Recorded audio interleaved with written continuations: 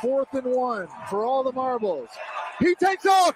He's short. He throws it. It's off the hands of the Wade Brown. The Cats win the championship.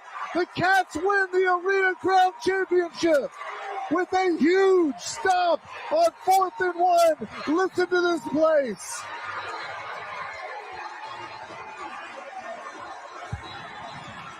There is a challenge flag on the field for Albany. The challenge flag is on the field. Oh, there you go.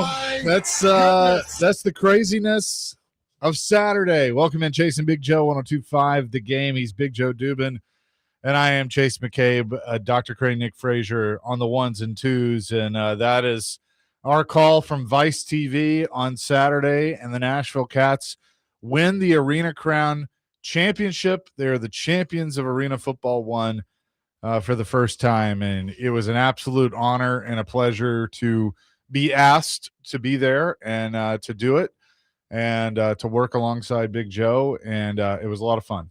Well, you can't turn on or open your phone without seeing the end of the game. I mean, when you got Barstool and Gruden and the Titans and the Preds. Is this what viral is like? Is tweeting this out and talking about it, and the amount of people who've responded back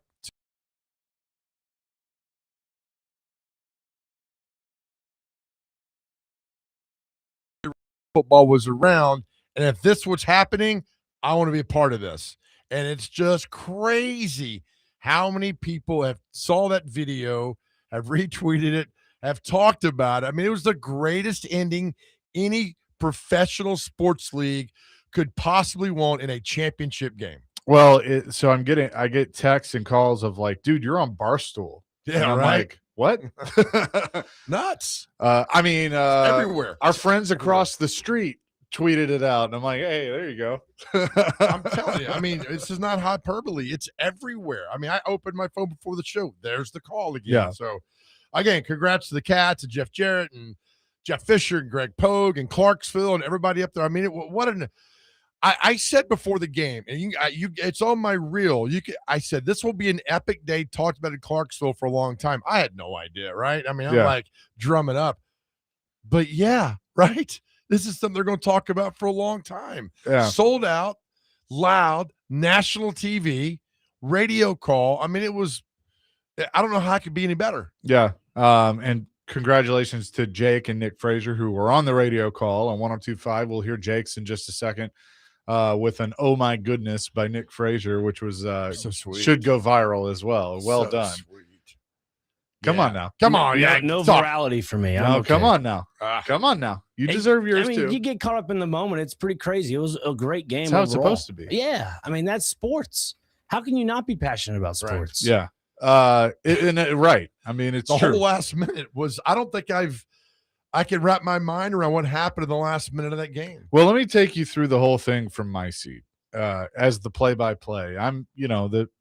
We have a full production crew. We have, I call it the voices in our head. We have a producer and director that's, telling us, hey, we got this replay and all this stuff. And they were fantastic. They were awesome to work with. And in arena football, the rules and the strategies are certainly different because the field's smaller. You don't have as many players on the field. And so there are some pretty distinct differences from that of the NFL. I think we all look at an onside kick in that situation, if you have the lead, as probably not the way to go. However, as people have explained it to me, I understand that it is a common practice, maybe not a common practice, but a strategy that you can use in arena ball, because the idea is it's a lot harder to score the closer you get to the end zone because you're not utilizing a run game as much. And so if you're further back, you can throw a pass or whatever, and it's easier to score. And so the idea was, since the Cats had only 2 timeouts instead of 3, you attempt the onside kick. If you get it, game over. Great. You can run the clock out. If you don't, then in theory, Albany could score, but you'd still have plenty of time to go downfield and score and win the game.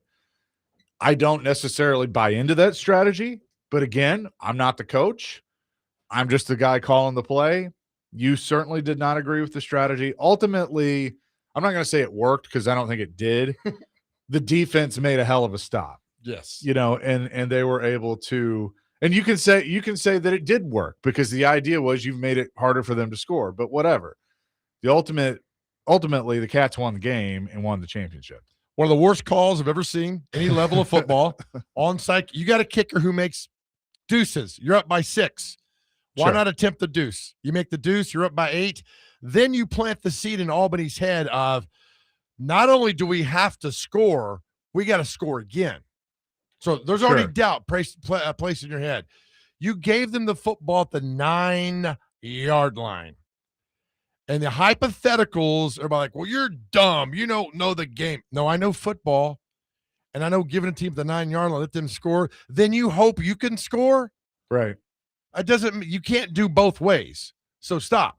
It was just a terrible call. Let's agree it was a terrible call. Well, I'm going to say I disagree with the call, but I think I understand the strategy more now. I understand what they were going for. I disagree with it. I wouldn't have done it. They lose that game because on that final play. Right. Because the big thing to me was Kyle Kaplan's the specialist of the year. Yeah. He had already hit it through the uprights a couple of times for a deuce. He had 22 on the year. Give him an opportunity to give you 2 points. Then it becomes, well, what if he doesn't make the deuce? Then send your defense out there and make a stop. Yeah. And then it's like all these hypotheticals good. I'm like, just stop. It was a terrible call. Yeah. They got lucky and won the game. What I tell you every time, we've done the show now 3 years. I'd rather be lucky than good. Sure. Any day of the week. Well, it worked out. And look, right. As I said on the broadcast, Darren Arbett, who has now won his 5th arena championship, going back to the AFL and AF1 and all of that, he has probably forgotten more about this game than you and I will ever know. Sure. So good. I hope so. He has earned, in my opinion, in my mind, the benefit of the doubt on certain things. I can still say you can disagree with it. It was That's an fine. absolutely terrible call. Let me tell you this though. A friend of mine sent a note and said this game was Marshawn Lynch at the 1. Yeah. And I said, you're exactly right, because ball at the 1, what are you going to run? I mean, now people are tweeting me like, could have done a bootleg. He'd have walked right in. Oh, the Cats are offside. I mean, all in all. Like we saw that earlier in the game where Tyler Culkin and the Cats pulled the Peyton Yeah. Manning bootleg. They even tweeted out looking like Peyton. I mean, that's exactly Yeah. what it was. you But know? now they win. They win. And Trophy was here earlier. it is the greatest ending in a championship game almost of any professional sport. The Super Bowl with Marshawn Lynch and Brady was fantastic. We still talk about that 12 years later. The Dyson one play at the goal line, they could have tied the game. Oh, that's great. Look, sports is our reality show at all levels. This is our reality show, what we talk about, what we love. It's unpredictable. But at the end of the day, they win. It was a great atmosphere up there. Everybody was happy except for Albany. And the fact that more eyes are now on the Arena Football 1 than ever before. You know, I know there's another indoor league. I'd like to see them merge. It'd be great. Sure. It'd be great. You got all these teams. It's fun. It's in the spring. Ask people in Clarksville at the game if they had fun. The video we had at the end of the game was people just going crazy.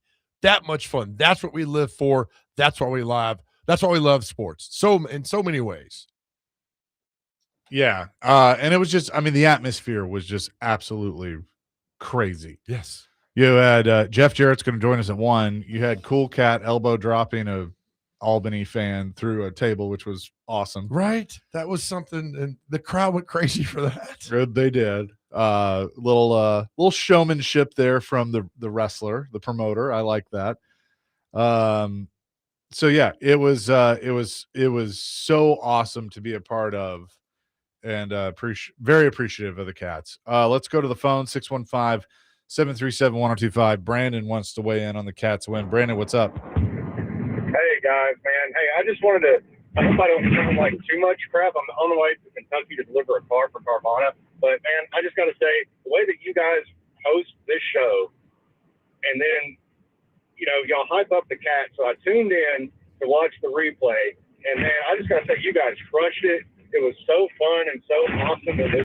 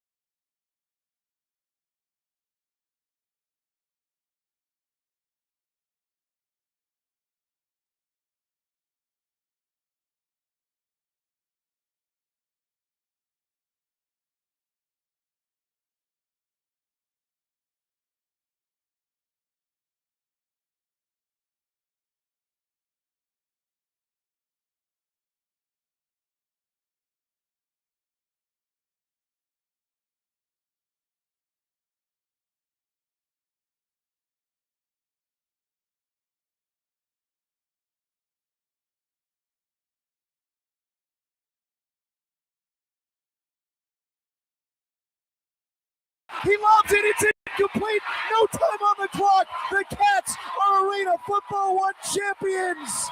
Oh my goodness.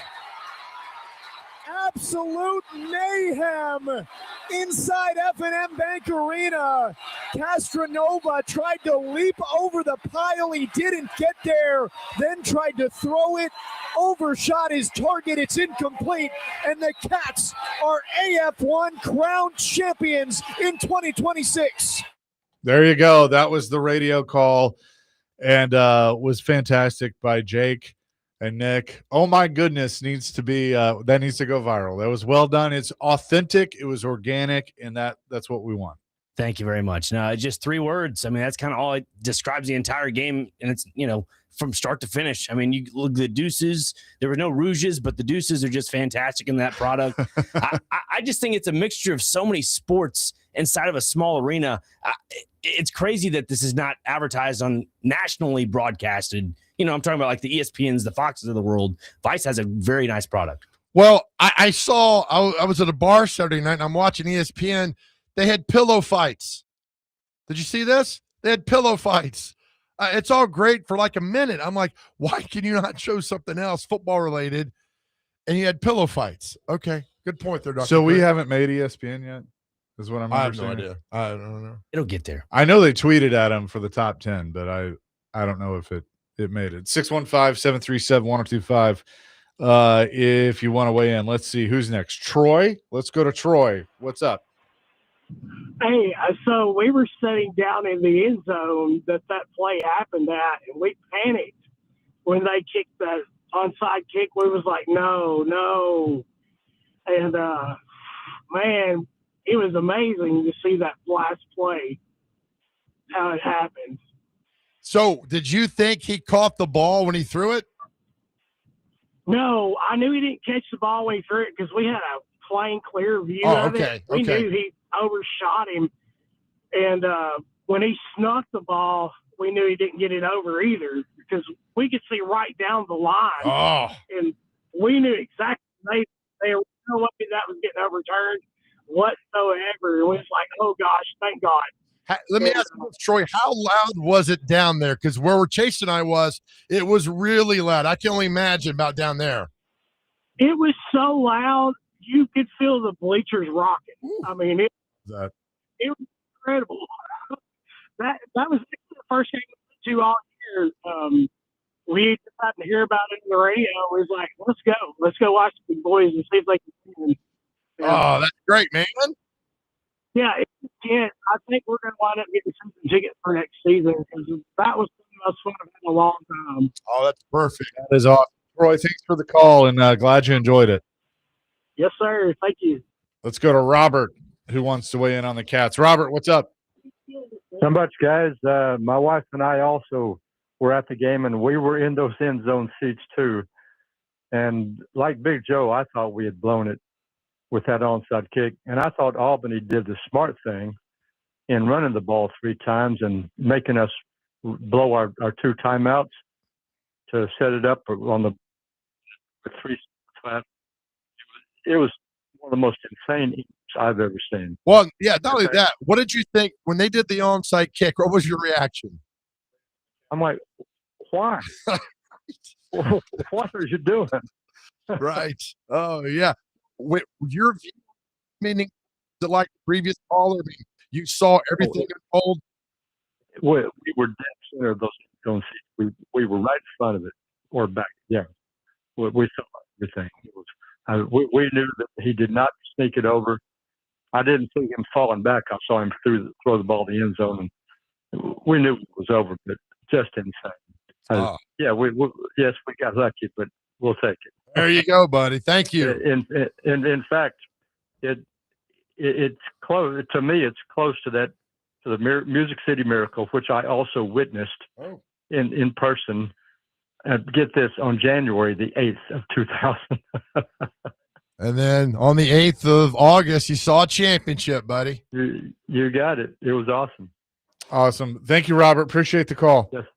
Have a good day. You too. 615-737-1025. We'll have more. We'll take a quick break, come back with our question of the day, and get that going here on this Monday. It is a Reaction Monday presented by Pella Windows and Doors of Nashville on the Chase and Big Joe Show, 102.5 The Game.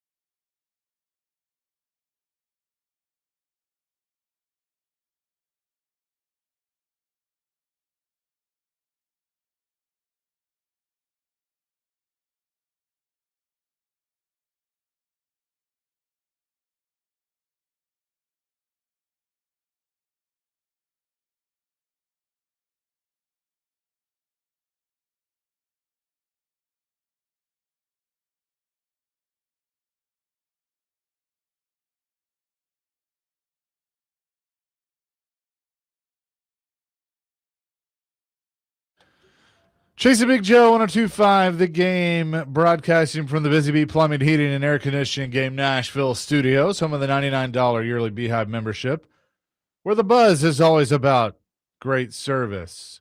What is our question of the day, JoJo?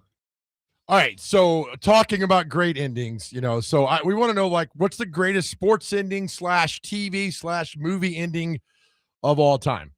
What's the greatest ending you think, sports, movie, TV, of all time? Which comes to mind because about 2:00 this morning, I was watching The Sixth Sense with Bruce Willis. That's one of the greatest endings of all. If you've not seen it, spoiler alert, I don't care. I'm not going to get into it. You know. That's one of the greatest endings. Sports endings, this might sound a cliche. How do you beat what happened Saturday? Wow. I mean, that's for the championship on the line. And it's come close to the Marshawn Lynch Brady Super Bowl. I mean, that's up there too. But what do you think is the greatest sports ending / TV / movie endings of all time? 615-737-1025. So the greatest ending ever. Yeah. Oh man, that's a good one. The Sixth Sense is good. I don't know. I got to think on this for a second. Sports ending here. We obviously know the answer here. Yeah.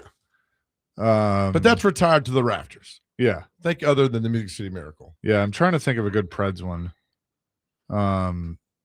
What's the one when they scored 0.1 seconds left? I think, what was it? Right before COVID. Before COVID. Yeah. That was they were down and came back and won. That was an amazing ending. They had one where I think they scored like 3 goals in like 7 minutes and won a game.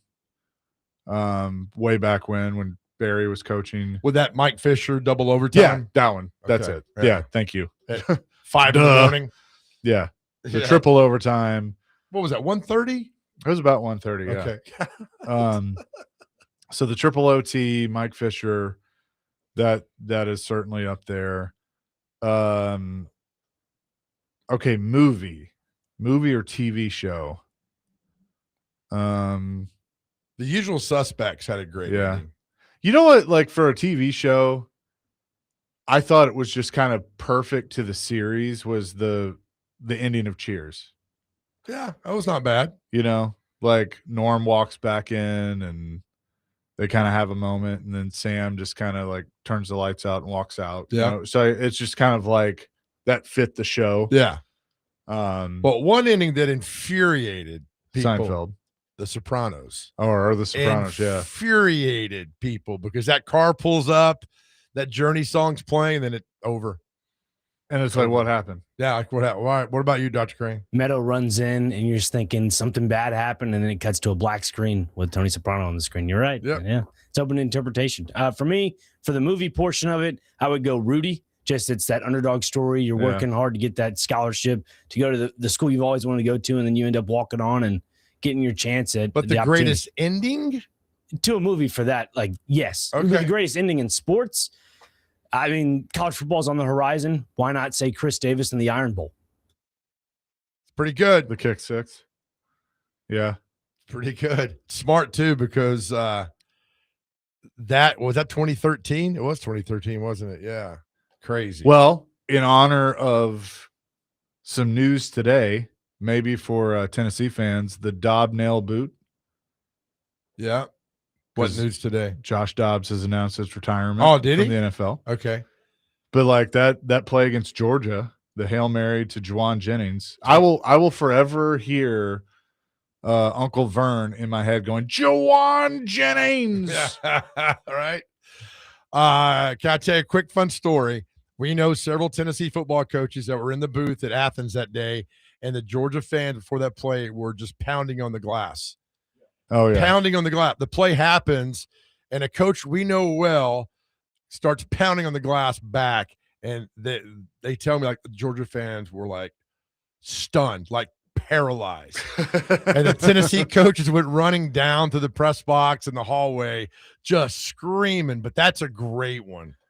there's no question that's Butch's greatest win, right? Oh, yeah. When he drops to his knees and does that Yeah. little prayer and he's tangled up in his headset. Oh, yeah. That is great. And Juwan Jennings should never have to buy another meal in this state ever again for that game. Yeah.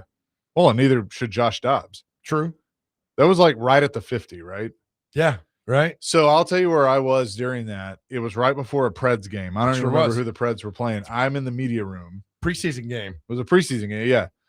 I'm in the media room having dinner, and I want to say Darren was sitting there with me too, and like tables about flipped in that media room of people jumping up like, oh my God, not even Tennessee fans, but like couldn't believe what just happened. It was amazing. It was absolutely amazing because the play before that, I forget the guy from Innsworth here that gave up the long pass, and then Georgia goes down there and scores, and then there's the ending with Tennessee right there. So that's an amazing one. So anyway, here's the call.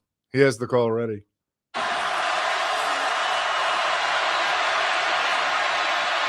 Dobbs heaves it. They're bunched up in the end zone. It's tipped up. It's caught. It is caught. Juwan Jennings. Juwan Jennings.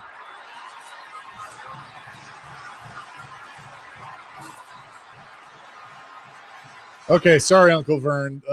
We're on McAfee right now. Like they just played our call.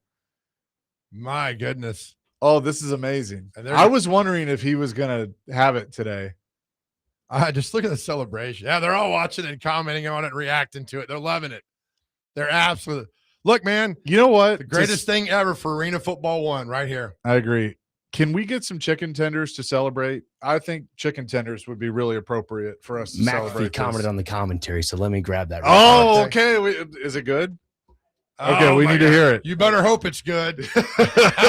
These guys suck. This is a make or break moment for one Chase McCabe, who's on the Pat McAfee show right now. Oh, this is gonna be all right. Hey, man, we don't suffer imagined troubles. It's all good. It's gonna be great. He's gonna love it. It's gonna be great. They keep showing it. I mean, look at the ending. And look, our caller called in who said, look, I was right down the line. He did not get over. So we trust our callers. Well, and let me like say this. In the moment of this call, you know, I'm calling, he didn't get over, and then he's trying to throw it. And it's like, I'm lost too. I was so, can I say this too? Like, and I, you know, just understand where I'm coming from here. I was not playing in the game, as you know. I was calling the game. Sure. I was exhausted yesterday. Right. I was exhausted, like physically and mentally. Oh, they're loving it, man. This is good. And then they moved on. That's all right, though. Dr. Cran, all right, so we'll step away. Well, here, let's get Teresa on our question of the day real quick, and then we'll hear what McAfee had to say. Teresa, how you doing? I'm good. How are you? Good. I've got two sports ones. The Tennessee-Alabama game and Pekka's last game. What's the other one?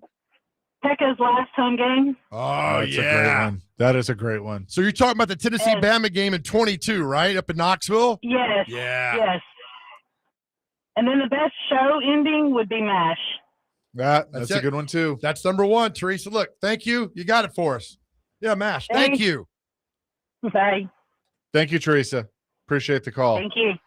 All right, we'll come back. We will hear what Pat McAfee had to say about us, because who knows, but they showed it for a good 2 or 3 minutes. Right. So we'll break that down coming up next. Chase and Big Joe, 102.5 The Game.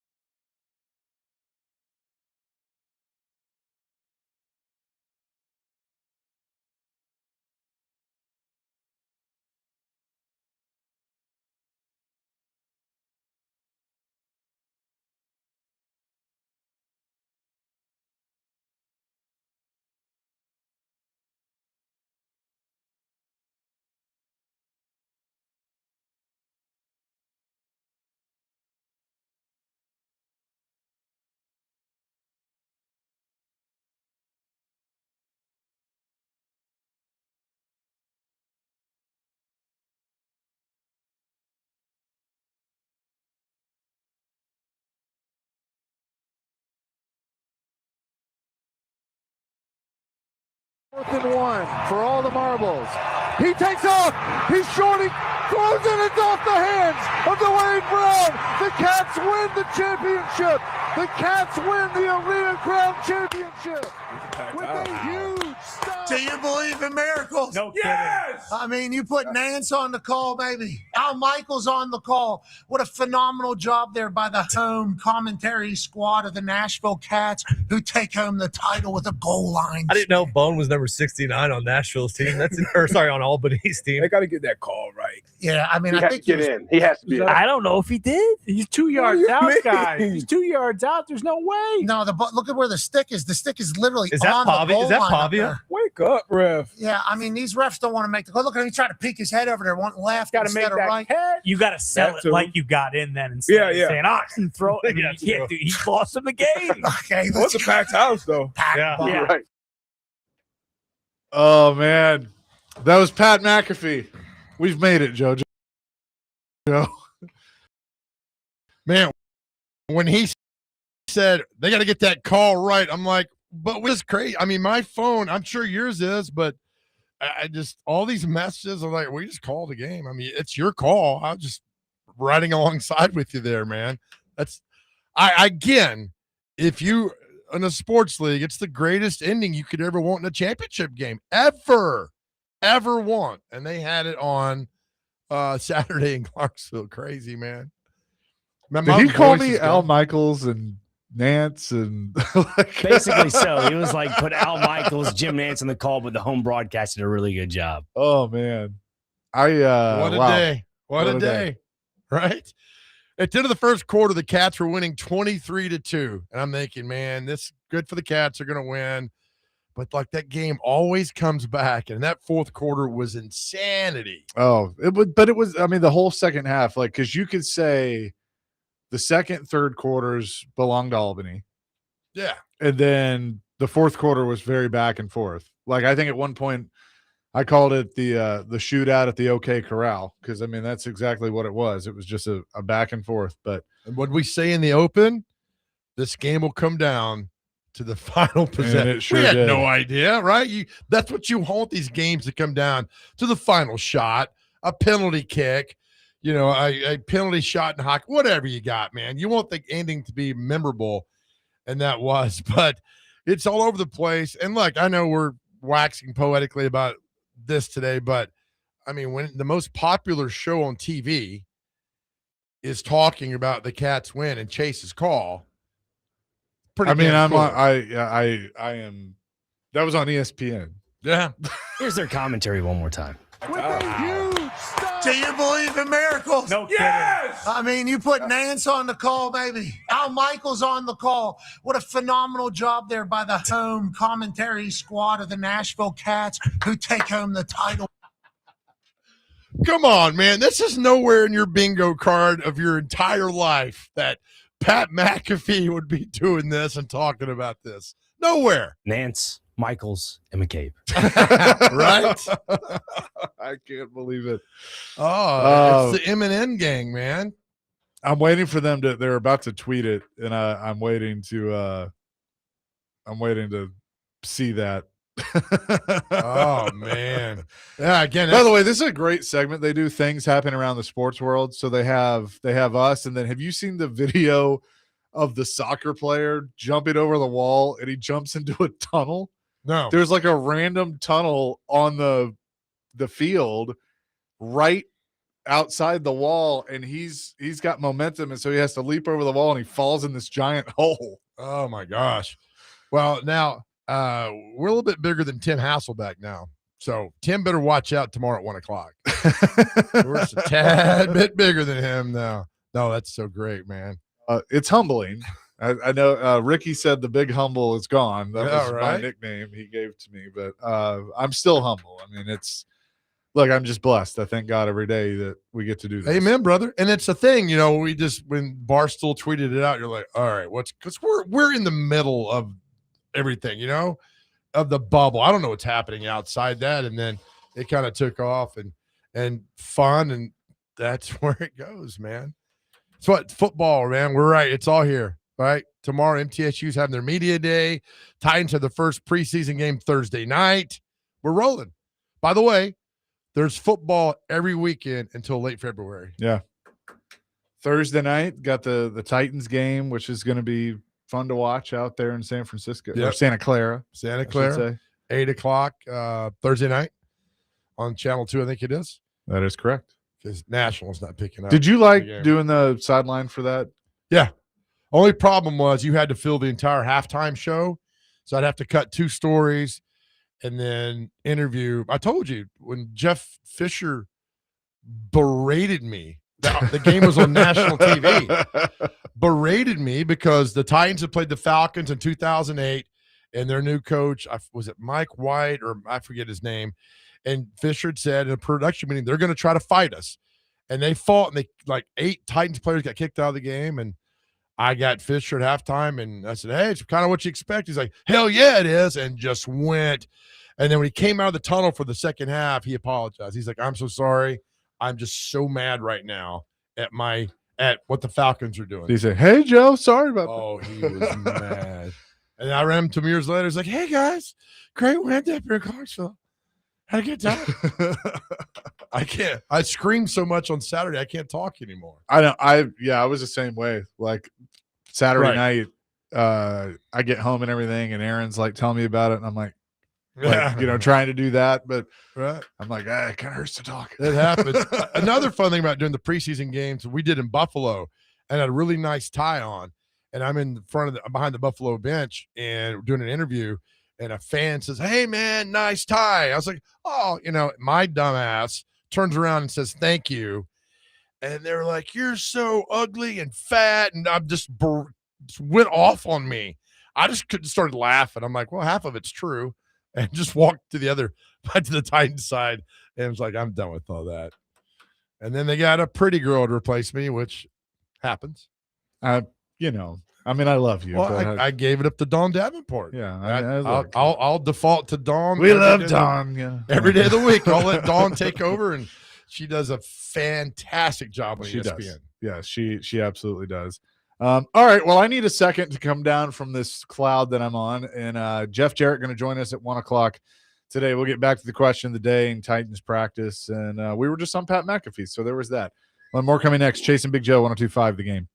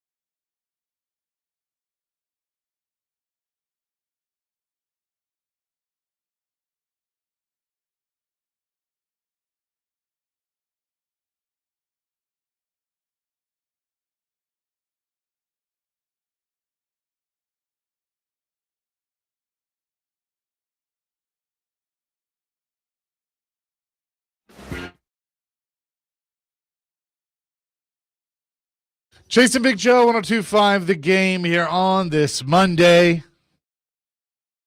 Appreciate you all for listening. Thanks to Pat McAfee for putting us on his show. All right.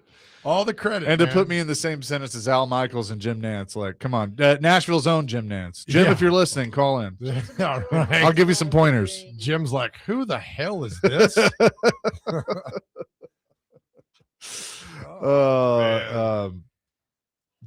Yeah. Wow. Hey, somebody sent me a note and said, are you the McCabe Golf? Is that you? I don't even know that. No, it's named after, I think it's named after who I'm named after. Like the Charles Martin McCabe. Oh, okay. I think it's named after him. Okay. And who is that? He's my great uncle. Okay. He was a mover and shaker in Nashville back in the day. But he didn't make McAfee. He did not. He brought the Parthenon here. That's kind of a big deal. Did he really? It was part of it. I've known you for 15 I've told you years. this before. I don't think you have. Your great uncle brought the Parthenon here. Yes. Fantastic. Yeah. Still didn't make McAfee. It did not. Oh, man. Hey, co-workers, if you need anything from Chase, ask today because he's going to say yes to whatever you guys ask him. Just ask whatever you need. You know, that little portrait we And have. as soon as I get hired by an agent I hire an agent. His autograph is worth it now. Like we're talking, right? The picture of us three together, it's in the frame. It's going to be like with Chase now. It's going to be like the picture from Back to the Future of Marty McFly's family. When he can't change the future, he starts fading out the picture. It's going to just be me and you, and Chase will dissolve out of the picture. Or it's us two dissolving out of the picture and it's Chase. Either way. No, you guys are with me. Either way, man. You guys are with me. You've been supportive, and we're in this together. We're all a team. Can I see the grid for today's show? I'm unsure what. I don't even know. McAfee straight down. Oh, man. That's crazy. Oh, yeah. Somewhere.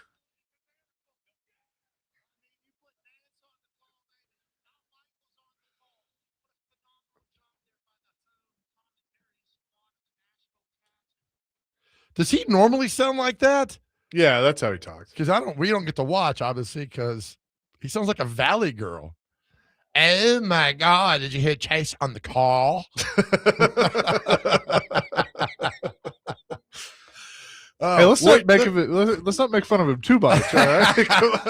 Let's just go to break till 3, and then we'll get out of here. My goodness, man. Oh, I am just right. I'm like all over the place with this. That's this okay. Is just really cool. That's football. It's fun. It's exciting. It's local. It's shout out to our buddies. Look, I also we were all witnesses. Everybody in Clarksville that came by the booth on Saturday. I mean, that was awesome. We didn't get to everybody. I would apologize, and we're busy. But everybody that stopped by in Clarksville was so grateful, so nice, and what a great city, what a great town, and they deserve all. I think there's a big party Tuesday or Wednesday up there downtown Clarksville. There's been some rumors about tomorrow, that. I believe. If we hear something about it, we'll pass the information on. Yeah, I mean, and look, they deserve it. People are asking. We've gotten a few texts that would they change the name to the Clarksville Kats? I know Jeff Fisher was asked about that at Media Day, and they've certainly had those conversations. I think they want to represent all of Middle Tennessee. F&M Bank Arena is the perfect building for them. Oh, yes. Like the town is behind it. It's the perfect size. Would it be cool to have maybe a game a year where they come and play at Bridgestone? I think that would be awesome because that's where the original Cats played. Yeah, and right. Obviously that there's that crossover with the Predators since they run both buildings, but that's above my head and above my pay grade. But I certainly, I think that'd be cool, but I think Clarksville is the perfect place for them. It is. It really is. And somebody stopped by and said, what would you name the team? I'm like, well, Tennessee Cats. Yeah. Yeah. I think I would go Tennessee. But I would take, if I'm Arena League, I take that last minute and I just, that would be what I'd blast out to people. And I know Austin has come into the league now. Other teams are there. There's cities showing interest. So, look, it's perfect. April to early August. It's perfect. It fills a need. It's fun. It's not the NFL. It's not college football. It's a wrestling / fun / football environment, and it was great. And you just saw the last 2 weeks in Clarksville how everybody showed up, tuned in, and sold out crowd on Saturday. It was great. Just really, I mean, that's exactly what you want. It was, and I mean that's what they needed. They needed the sellout, and they got it, and they've gotten the support of the fan base. And I want to see this league grow, and what Coach has done, and obviously Jeff Jarrett and everybody with the Cats has been fantastic. But to see the league grow would be fantastic, because arena ball is fun. And I'm with you. There's the indoor football league too. Does there need to be a conversation between the two? Why not? Of either, a crossover or something. But because I know they do have some rules are different, but I think they can figure it out, like NFL, AFL. Figure it out. Come together for the betterment of the league and do that. But it's really cool. The law of, like, the Preds tweeted out, the Titans tweeted out. Nick, get on your soccer team that didn't tweet anything out for the Cats. Did they? I thought they did. I'm not sure, but they did comment in the press box last night. You guys did a really good call. Oh, thank you. Tell them we're available. You got it. I can call soccer. You can be my color analyst. I can't, so don't call me. I got better ways to take a nap than calling a soccer game. Holds it. Go. Got to hold it right there, right? Like Andres Conter. Yeah, you got to hold it for a good 20 seconds. There you go. That's what she said. Walked right into it. Look, man, this is a 3-hour show. We're just all sitting at the bar having a good time. You're walking in, hey, Dr. Crane, what's going on? This is all we do. It's just fun. Panucci Fudge. Fudge. Shout to Dave. Titans in San Francisco. Hockey season's 2 months away. I mean, it's all starting. Yeah. Feeling good. Well, it is all starting for sure. I'm ready. I think I'm ready to watch the games Thursday night, so I can stop commenting on things that have been talked about at practice and actually have a game to talk about. I'm curious, just Cam Ward for a series. I mean, I would. Right? Why not? I would play him for a series or two, and then go to Trubisky. I want to see a lot of Levis, though. I mean, I think he's not on his ass. Yeah, I mean, yeah. God, just throw the ball out, buddy. It's okay. I'd say you give Trubisky most of the first quarter, and then second quarter or half the second quarter, and then go Levis. See, I want Trubisky whole first half. Okay, then give Trubisky the first half, give Levis the second half, and maybe Hendon Hooker in the fourth. Yeah, that's good. And then the argument will be Friday. Well, Levis did that against the third team. I mean, exactly. But still get it done if you're going to play well. But, Teddy Bridgewater retiring in Detroit now could you want to grab? I mean, who knows, right? Right. Quarterbacks, they're not in high demand. Yeah. I mean, great quarter. There's not a lot of them out there. So those are in high demand. But overall, he's got experience. He's won games. Put him a backup. Boom. Coming up next, Jeff Jarrett going to join us, obviously pro wrestler and one of the owners of the Nashville Kats. He will join us next. Chasing Big Joe, 102.5 The Game.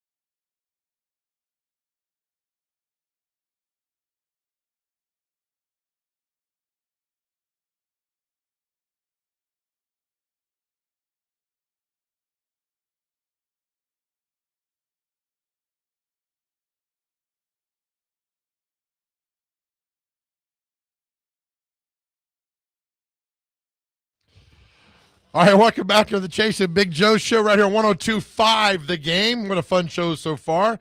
Many thanks to Pat McAfee for the shout-out today. It happens because you're part of a winning organization, and leading that winning organization is our next guest, the one and only Jeff Jarrett. Jeff, congratulations. My goodness. Have you come down from what happened on Saturday, my man? Oh, man. You guys, still got a smile on my face. And, as far as leadership, it all starts at the top with Coach Jeff Fisher. But, man, oh, man, I'm kind of glad, Joe, that you introed the segment here, because we got to give, more than a golf clap for our man Chase on the call. And I didn't know if Brother Pat McAfee, if he gave us a shout-out, I know Gruden did, and Barstool, and it's kind of it was very cool to see, because my phone lit up yesterday with different Instagram and X posts that people were sending me, and I'll call it the viralness, if that's even a word. It just kind of exploded.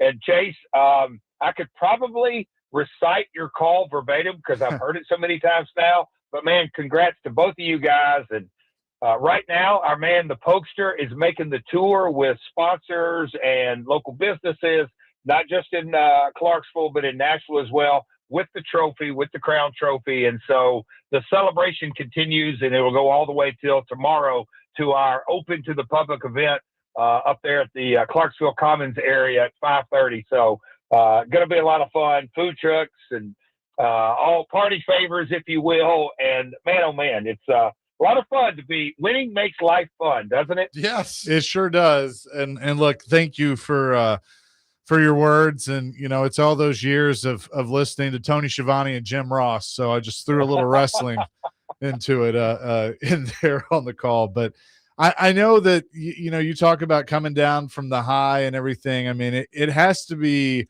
so rewarding, not only to win the championship, but to see the support that the city of Clarksville gave you all. And that's where we did Eddie Mack. He's the OG fan in a lot of ways of the Cats organization since 1997. So when you take in all the years that the organization's been here, with the ups and downs, not just of the Cats, but arena football in totality. But man, to win it, again, winning makes life fun. And Coach Arbette, it goes without saying. And Joe, we can probably have a sidebar. We probably don't need to get into it on that onside kick. But, I'm quasi in alignment, but I also know what I don't know, and I don't know the arena game strategy-wise. All that being said, we got our hand raised, as I say in my business. We got the W, and good God, man, just so much fun. And when you watch the clips back and hear the roar of the crowd, and look, every owner of the AF1 was in town. They were up on the third floor. They got to witness the excitement. They got to witness great football. They got to see the in-game presentation. They got to see a taste of Middle Tennessee in so many ways. But boy, oh boy, when you hear the roar of the crowd and, on that, to me, a huge momentum shift. I'm not going to take all the credit because between the third and fourth quarter, I will note this, we were getting beat. And there was a little in-game interaction that's for another day. But no, when we recovered that fumble, the roar of the crowd, I feel like it was like we were the 12th man. And I'm going to say we because we cheered from the TV control room as well. But, guys, was that an electric play just as the momentum really shifted in the fourth quarter? Oh, 100%. And that's, I think that was just that was sports. That was the cinema of sports, of watching the whole game. And we knew at the end of the first quarter, like, this is a good Albany team. They're not going to just lay down. So this is going to be a back and forth type of game. And I used the analogy in the fourth quarter of the shootout at the OK Corral, because that's basically what it became, a back and forth, and then ended up on that last play. I tell you what, when I stood on the podium, and I appreciate them inviting me up, but I kind of sat there before I got up there and looked at everything. And look, I always, maybe fortunately or unfortunately or not, I kind of look through the lens of my bread and butter in professional wrestling. And I think without the agony of defeat, we don't have the thrill of victory that you can see in the eyes of Arbette and every player and Fisher and the excitement of the fans. And the real agony of defeat was sitting back there in that locker room. So I tipped my cap to Albany Firebirds, Sam Castronova. Those guys came to ball. It's so hard to beat a team 3 times. I know they had that in their mentality. They didn't get rattled down 20 in the first quarter. They didn't just fight their way back. They were in a position, there ain't no doubt about it, to win that ball game, not just on the last play, but they were, when you really look at early fourth quarter, they were in the driver's seat. So they're a hell of a team, defending champs, but man, oh man, it felt good to knock them off the throne and see the excitement at F&M Bank. Our good friend Jeff Jarrett's on us with the Chase and Big Joe show. Jeff, I'm not sure we have enough time for you to answer this question, but I'm going to ask anyway. What would you like to say to the people of Clarksville and Middle Tennessee for what you saw the last 2 weeks inside F&M Bank Arena? I say this in complete, not just transparency, but 1,000% from the heart of a promoter. Without your support, to me, it doesn't happen. It just doesn't happen. It is a business. The game happens on the field. The business happens off the field. But when you see a record night of merch, when you see record ticket sales, when you see the support and I'll give Montgomery County all the respect and props and credit because they're the ones that showed up and showed out. Without them, there is no championship, in my opinion. We're undefeated in that building. I don't think that's by accident. So I can't think of enough. I know Fisher says that. Pogue, everybody in our organization really understands that when the move was made, last year, and they got 2 games up there, there was a real good vibe. Like, hey man, this can work. And when we started off the year, we played 3 consecutive games there. We got the wins. We had to take a break and go on the road from F&M. When we came back in those June games and the attendance grew every game, the merch grew every game. I know that the food and beverage and concessions grew every game, but more importantly, the excitement of the vibe of the crowd that they came in, got loud. And again, it really culminated. So, another thing as a promoter that I was really amazed at, and I'd love to hear y'all's thoughts, when the victory celebration and the trophy presentation, I would say the arena was still at half to 3/4 full, and they had been in the seats, 3.5, 4 hours.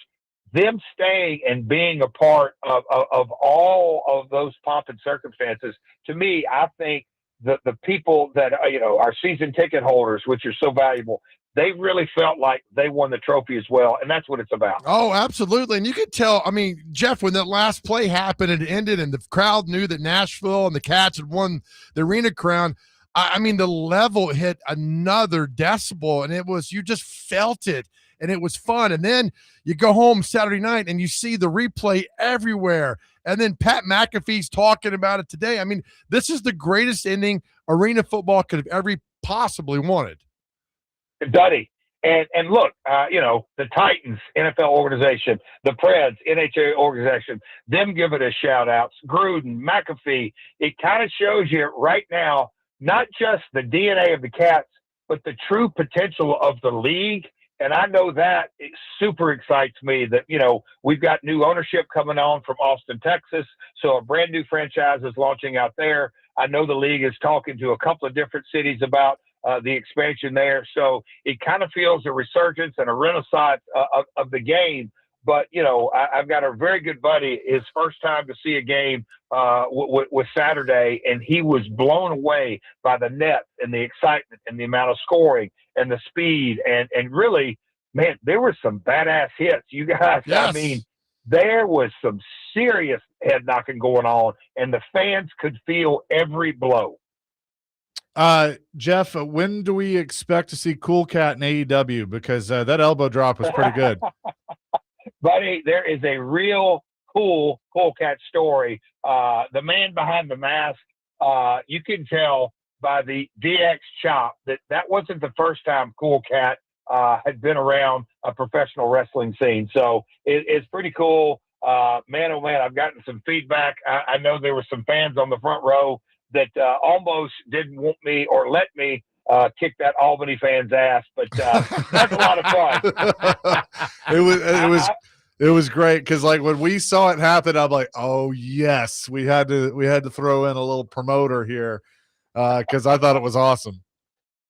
Good. I'd love to have heard. I know you guys are on the TV call and we were in commercial break on TV, but I'd love to have heard a Big Joe and Chase call.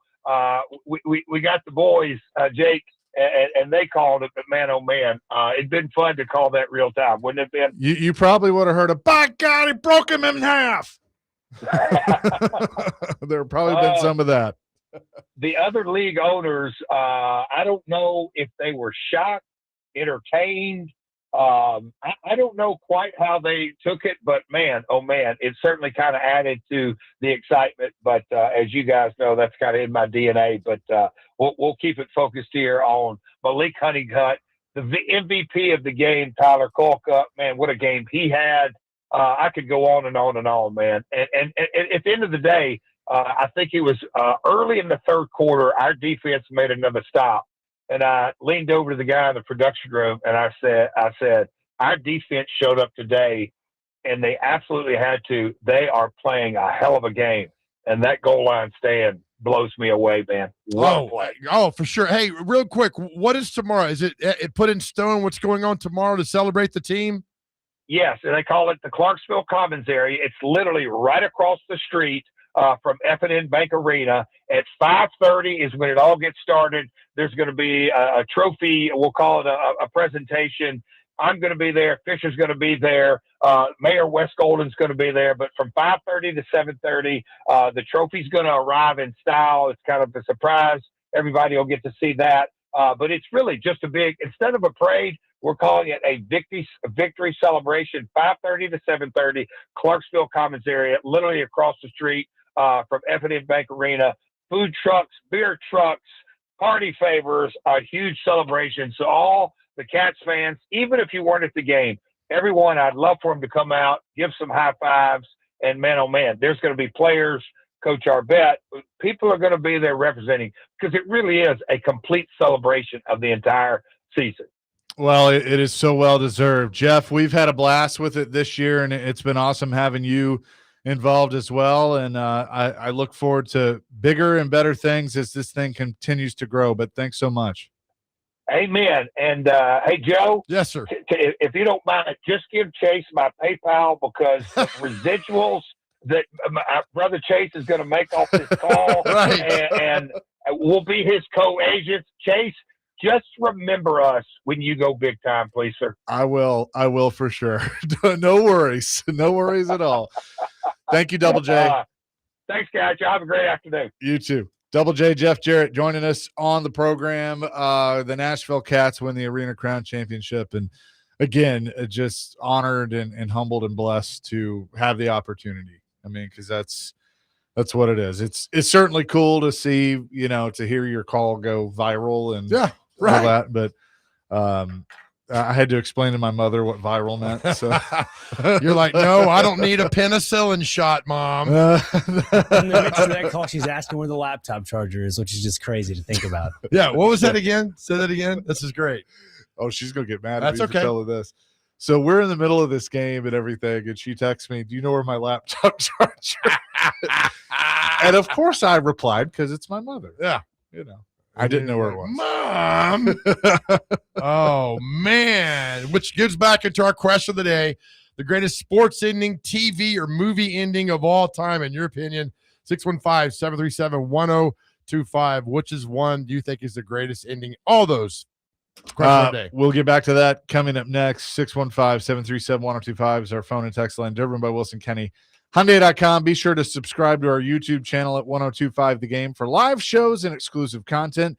We'll have more coming up next. Chase and Big Joe, presented by the Omni Nashville Hotel, 1025 The Game.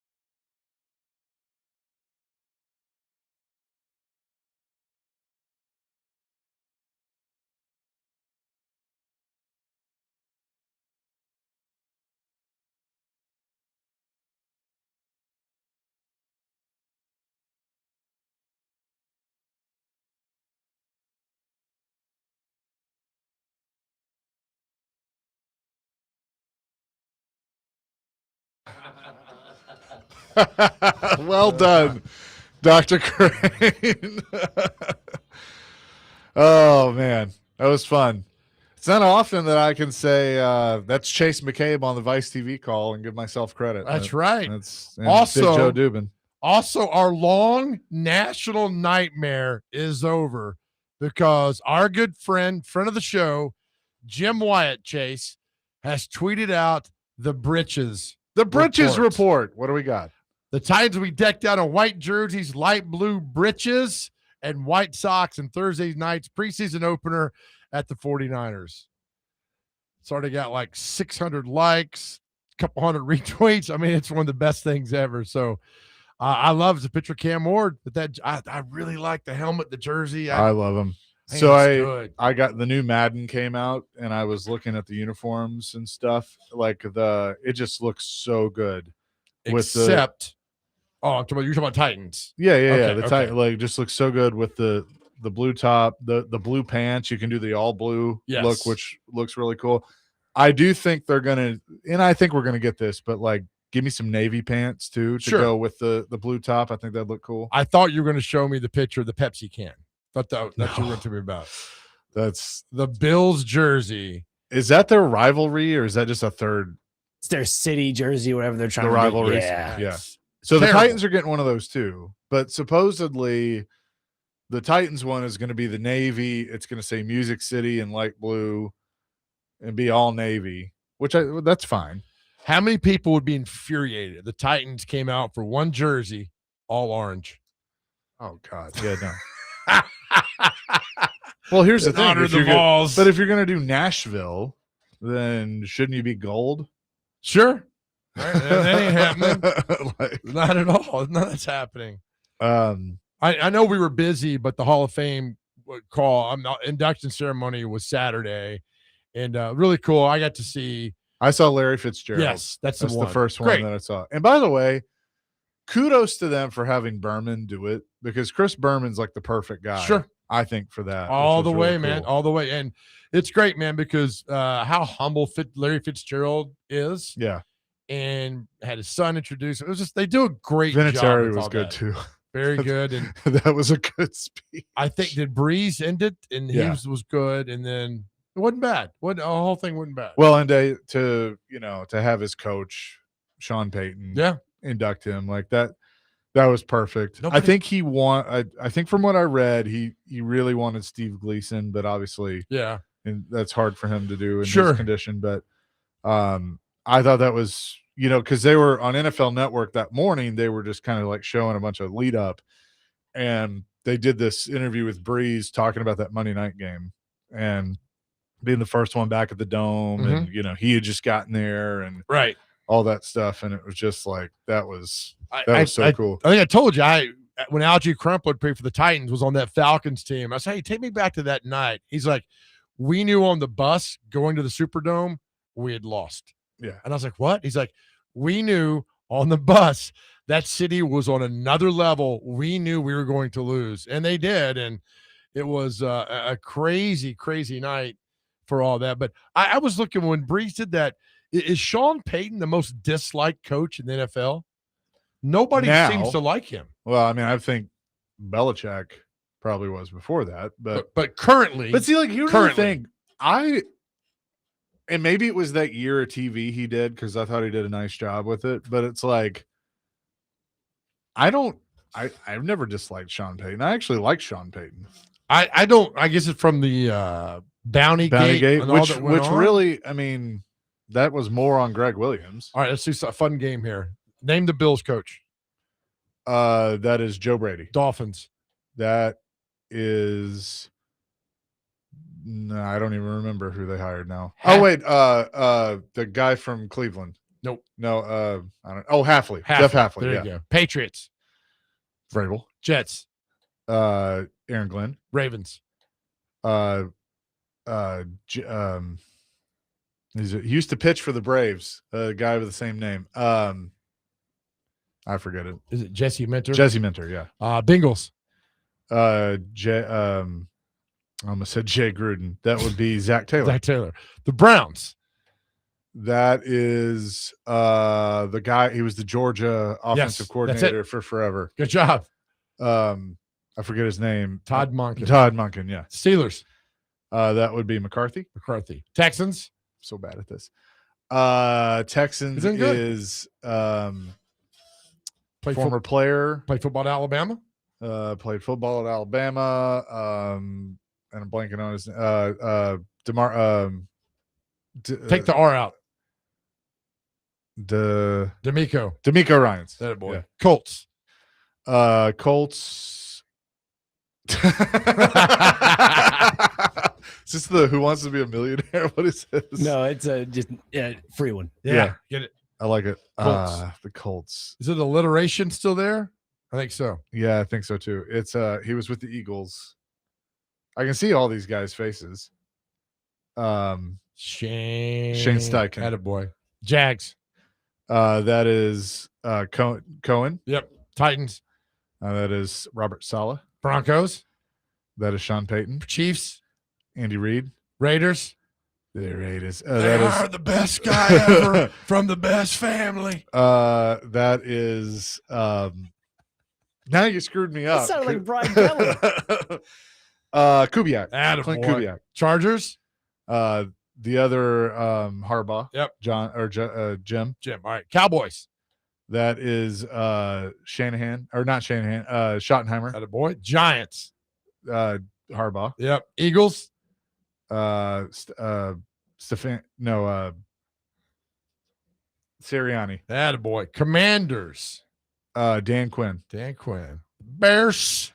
The Bears is what is his name? He came from the Lions. God, He's the second coming.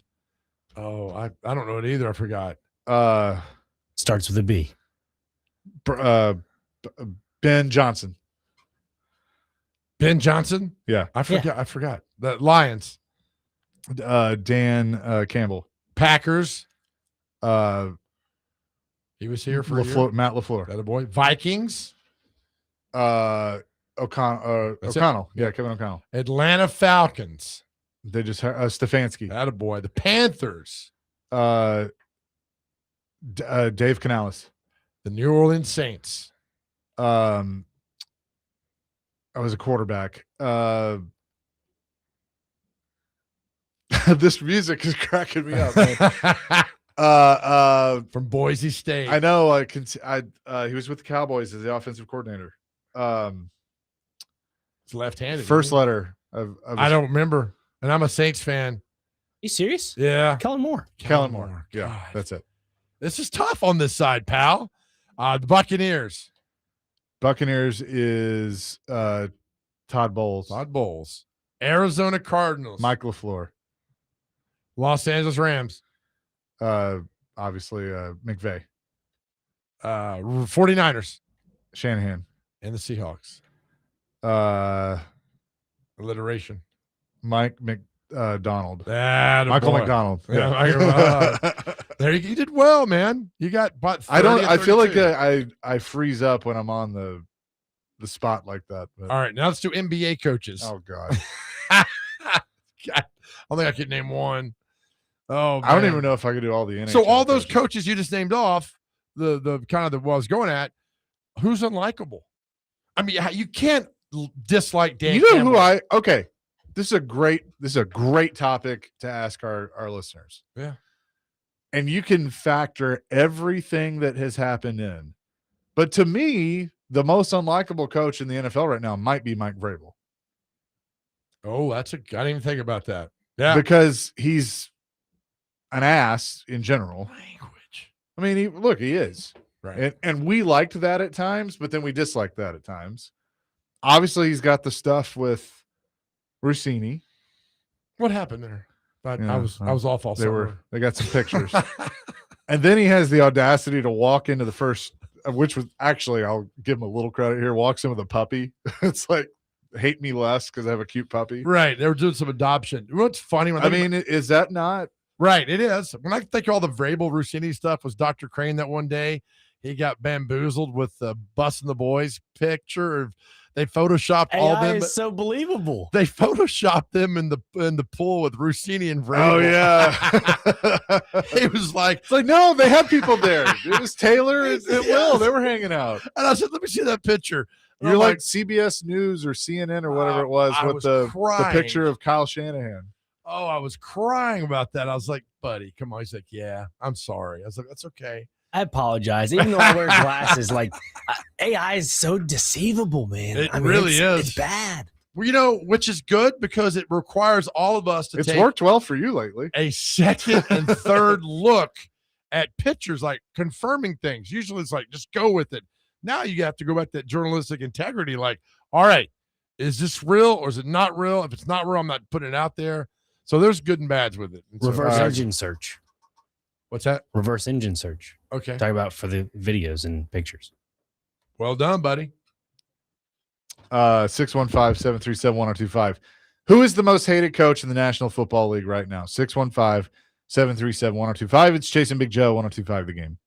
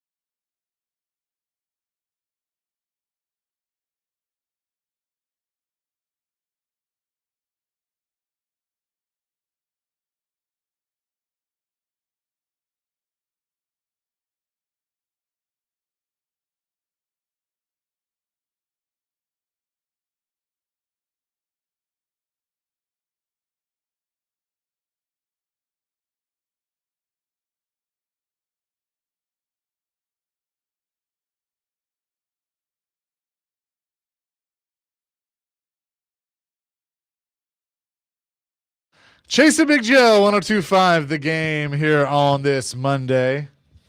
I do like this guitar riff. Right? It sounds so good. The What about boys this guy really worked singing? hard on it. I mean, come on, the crowd. It's great. I remember this night. It's a good song, man. You know what I like about songs? I like active song. This is an active song. You're active, right? Yeah. If you've driven down A1A, which we have, here it is. I slept. You did every single time. Not the first time. The first time when we were going over the bridge, I was awake. You're nuts. I got 1,000 pictures of you snoring. I'm like, how do you sleep driving down A1A? I'm like, all right, I gave it. Then the next year. And then the next year. Because it was peaceful. Was. We got sunburnt because we had the convertible. Oh, That was man. the best. Good times. This past year, like we got in the airplane, and I looked to my right, and I nudged you on the shoulder, and he was asleep within 5 minutes. I was surprised. I thought you were joking. Yeah. And you hit me. I'm like, I told you, this guy could sleep through Judgment Day. I could. Our friend Ricky wants to know, was that Phil Vassar? Phil Vassar is in everything that we do. Yeah. Phil Vassar is the absolute GOAT of Nashville. Yeah. Phil Vassar is responsible for a couple thousand kids being born. The baby boom of 98. Because of which song? No, because he did Courtyard Cafe, Oh, Phil Vassar in Bell Forge. Everybody went during that time. 95, 97, 98. Guy's an absolute legend. And it's a damn shame that he's a great guy, too. He is. By the way, can I, and you know, who's the most hated in the NFL? Yes. Vrabel by a mile has been Sure. a few texts.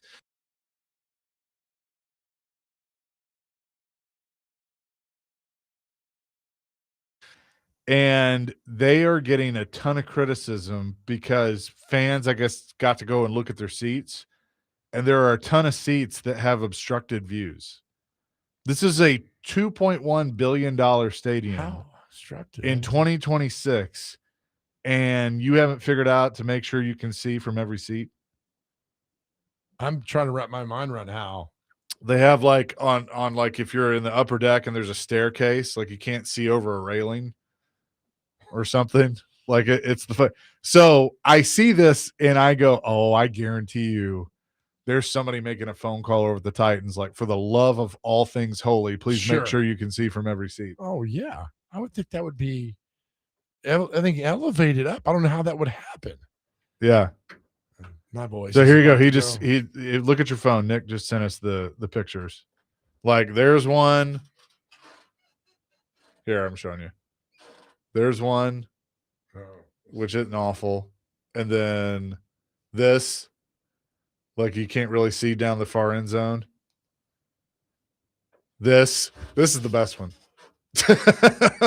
Holy cow. Like how do you do that? I that's a great point. I don't know. I get it if it was built in 1973, but you know, I feel like we've come a long way since then and know how to, you know how to prevent that. Someone said on Twitter, the Romans figured this out way before Highmark Stadium was made. Oh, that's great. It's man. true. Oh, yeah. But you're right. Like, make sure that that everything's good to go. I'm sure. I hope they have. Yeah, because I mean, like, again, if you walk in that stadium for the first time and all the seats are in there, and like you've already had to like mortgage, get a second mortgage and sell your firstborn to afford seats. That's anywhere in the NFL now. That you sit down and all of a sudden there's a rail in your way. Like, I'd be absolutely pissed. Oh, yeah.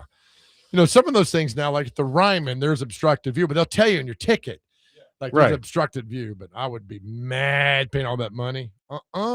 Yeah. Well, Not like doing you that. go to, like I've sat in seats at Wrigley where there's a beam in my way. Okay. Well, that was built in 1900. right. So, I can deal with that, but like, yeah, that's pretty bad that they've done that in Buffalo. So I don't know.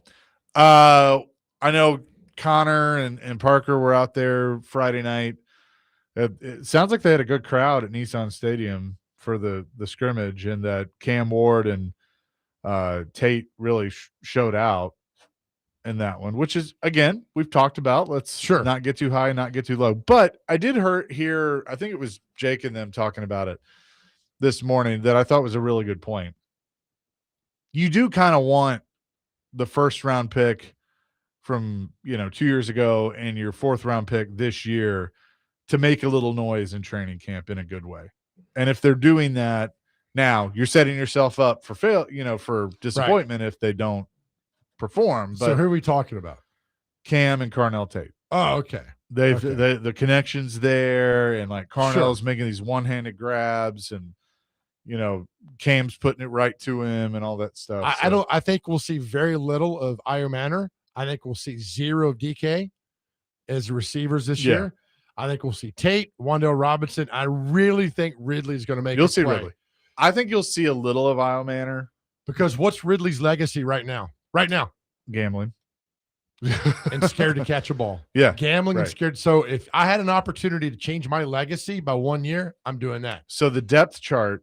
Have you looked at the depth chart? No, but we're not talking about any more than those. Once the season starts, we always get lost, like Restrepo and DK. Yeah, no. We're not talking about that. We never talk about those receivers when the season starts. So here's the depth chart, just in case you were wondering. Sure.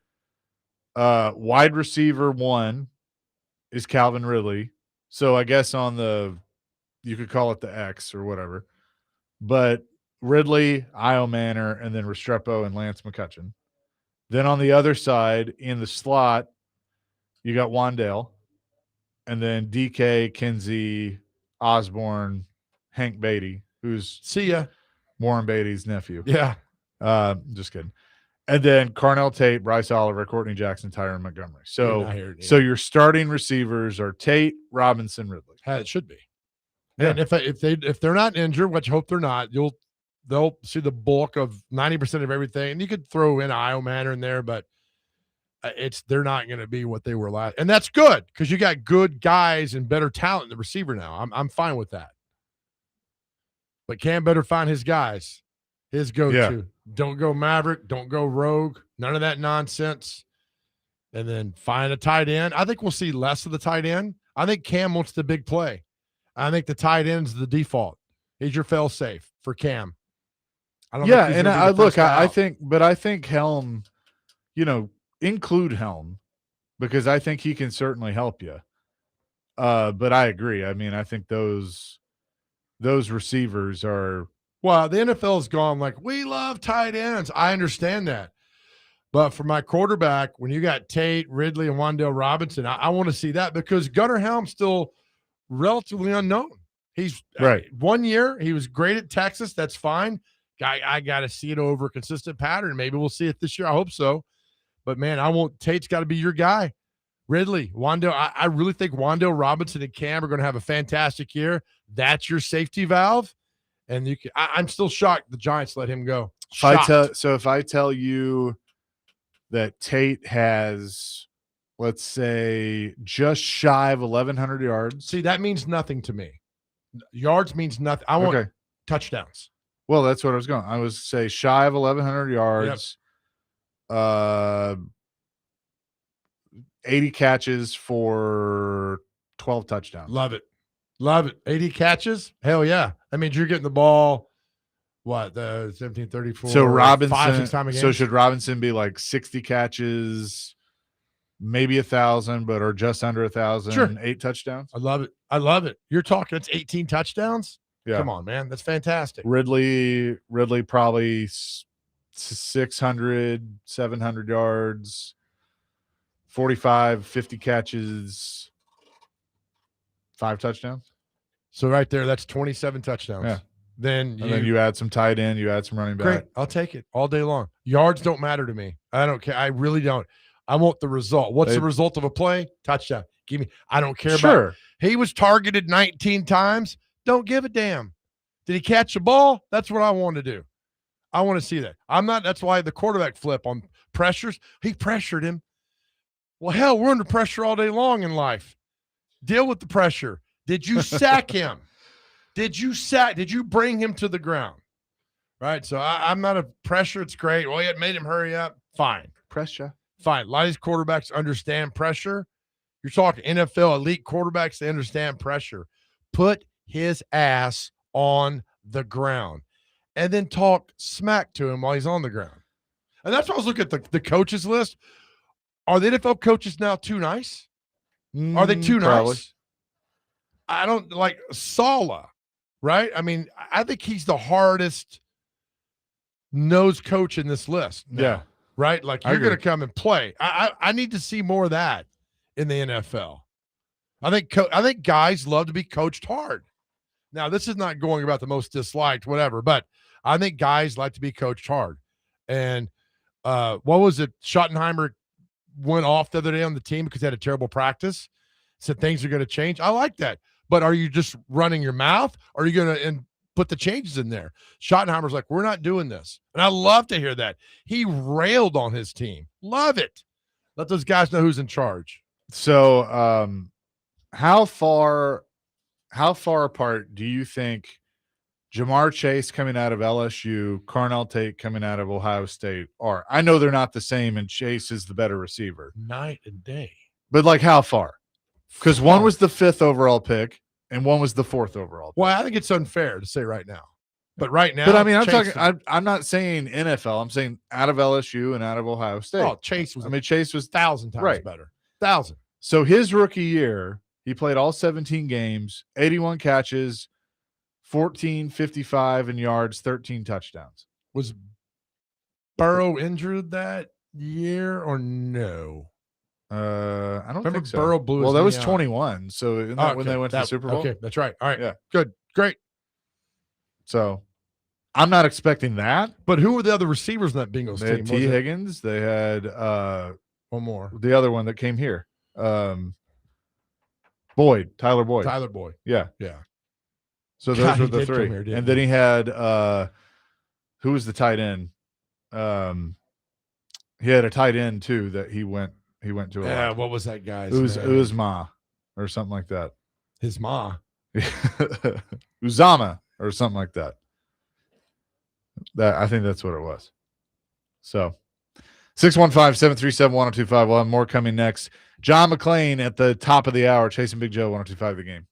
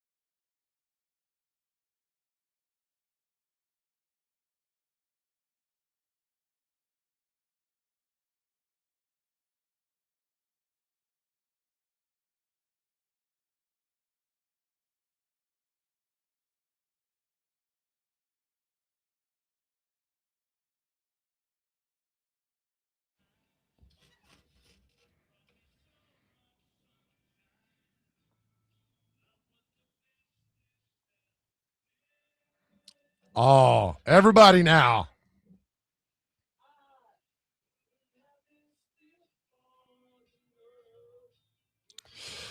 All right, welcome back to the Chase and Big Joe show right here on 102.5 The Game, brought to you by the Omni Nashville Hotel. Be at the Omni on Thursday. Come down and say hi. NFL schedule, got games Thursday. Of course, the Titans take on the Niners at 8 o'clock. That's on, it says NFL Network, Thursday night. Detroit at Cincinnati, Green Bay at Pittsburgh, Indianapolis, New England, Arizona at Vegas, and the Chargers at the Texans. That's Thursday opening it's preseason week 1. Games are taking place. Before the game, Green Bay at Pittsburgh, which should be a great midseason game with Aaron Rodgers and all that goes on. So don't read too much in the week 1 of preseason games because nothing's really going to happen there. I'm not even sure that anybody's going to play. Probably the highlight of the weekend, Carolina at Buffalo, because that's the first game inside Highmark Stadium. Chase was talking about that earlier. The Bills' new stadium. The old Rich Stadium, I went to a couple games there, and it was built into like a parking lot. It dug a big hole. Like you drive through a neighborhood and like, oh wait, that's Orchard Park. That's where the Bills are. Very weird to me, because you're seeing all these stadiums that are massively huge. That was built into the ground. I've never been to the Big House in Michigan. I'm told that's the same way. Yeah, it's like you drive by. It's below sea level. Yeah, you drive by. I was like, it's not that big, and then you walk in, you're like, holy Lord. It's pretty neat. I mean, I've never been there, but I've seen like the videos of people walking outside the stadium, and they do like stadium tours. That's a big thing I've always wanted to do, is do like stadium tours everywhere in the U.S. That's on the list for sure. There's a guy on Twitter that goes around and sneaks into college stadiums. And like, I think he went to MTSU one day and like walked in. Was like, hey, I'm at MTSU. Look what's going on. And I don't think there's a stadium that stopped him. I think he finds a way to get in. Obviously, nobody's there. There's no practice. Right. And he finds a way to get in the stadium. But all the things that he does is really, really cool to get in there. But that Rich Stadium to me was just odd, because it's like the press box was parking lot level, then everything was down in. And now you see these massive like the most impressive stadium to me I've ever seen, Superdome. I would agree. It's just it's like a giant pimple because it's shaped that way. It's just giant. You're like, but it's a Superdome, right? Like, holy cow, all things have taken place inside the Superdome. So I think that's the highlight. The Carolina at Buffalo this weekend with the introduction of their new stadium. So what's the best college stadium you've ever been to? God, that's a good one. Wisconsin was pretty cool. Yeah. It wasn't a football game, but I've been in Notre Dame now. Like that game atmosphere or just stadium? Either. Wisconsin's up there. Yeah. Because it's just like built in the middle of campus and surrounded. Yeah. The fact that I'm going to Athens this year, so I'm real excited about that. That's a good one. The fact that Neyland Stadium still has those dorm rooms. Oh, yeah. I don't think people stay there, but still on the build on top of that. It's hard to go. Probably LSU was probably the one where also that was a 2000 game when the Vols lost in overtime to that was Saban's first year, but it was like 72 degrees. The breeze was blowing, 95,000 people screaming. To me, that might have been the best environment ever been. Secondly, Neyland, when Dale Carter returned the kickoff in 1990 on Saturday night, ESPN, they beat the Gators 45-3. I legitimately thought Neyland Stadium was going to fall into the Tennessee River. People were going crazy. Just abs. That's the loudest I've ever heard a stadium in my life. Yeah. So I'm trying to think of Oxford's really cool. Ole Miss, that atmosphere, like the Grove, and then inside it, like that's what's going on with the Grove. I'm not sure about that. Yeah, it's it'll get you. I'm like, if this is what heaven's like, yeah, all day. Let's see. Tennessee is bar none awesome. I'm not going to disparage any SEC. No, Vanderbilt was the worst. It was, and they've done a really good job to try and correct that. I mean, the stadium, the experience now is next level. Yeah. Vanderbilt's done a great job. Trying to think others that I've been to. It was a bowl game, so it's hard to say that on the atmosphere, but the stadium wise, TCU is really cool because it's smaller, right? And it's just like it's kind of a neat atmosphere or a neat stadium, I should say. I'm telling Dr. I've never been to a game at Michigan. I would, Yeah, that'd be but I fun. think my bucket list place to go see a game is the LA Coliseum / Rose Bowl. Yeah, I've never been to any of those two. that'd be fun. I really want to go to LSU at night. You can do that one. Clemson would be cool. To see how Howard's Rock. Like I love the intro there. Yeah, it's good. They get on the buses and I think the sunset at the Rose Bowl. All those have been there and taken pictures have said how amazing it is. That's the one I'd like to see. Yeah, that'd be cool. And it'd be even better if I could go with the severe heartburn that I have. Good. Well, we'll Lord. get you some Tums during the break. Coming up next, John McClain going to join us. We will talk about the NFL and the Texans with him. Chasing Big Joe, 102.5 The Game.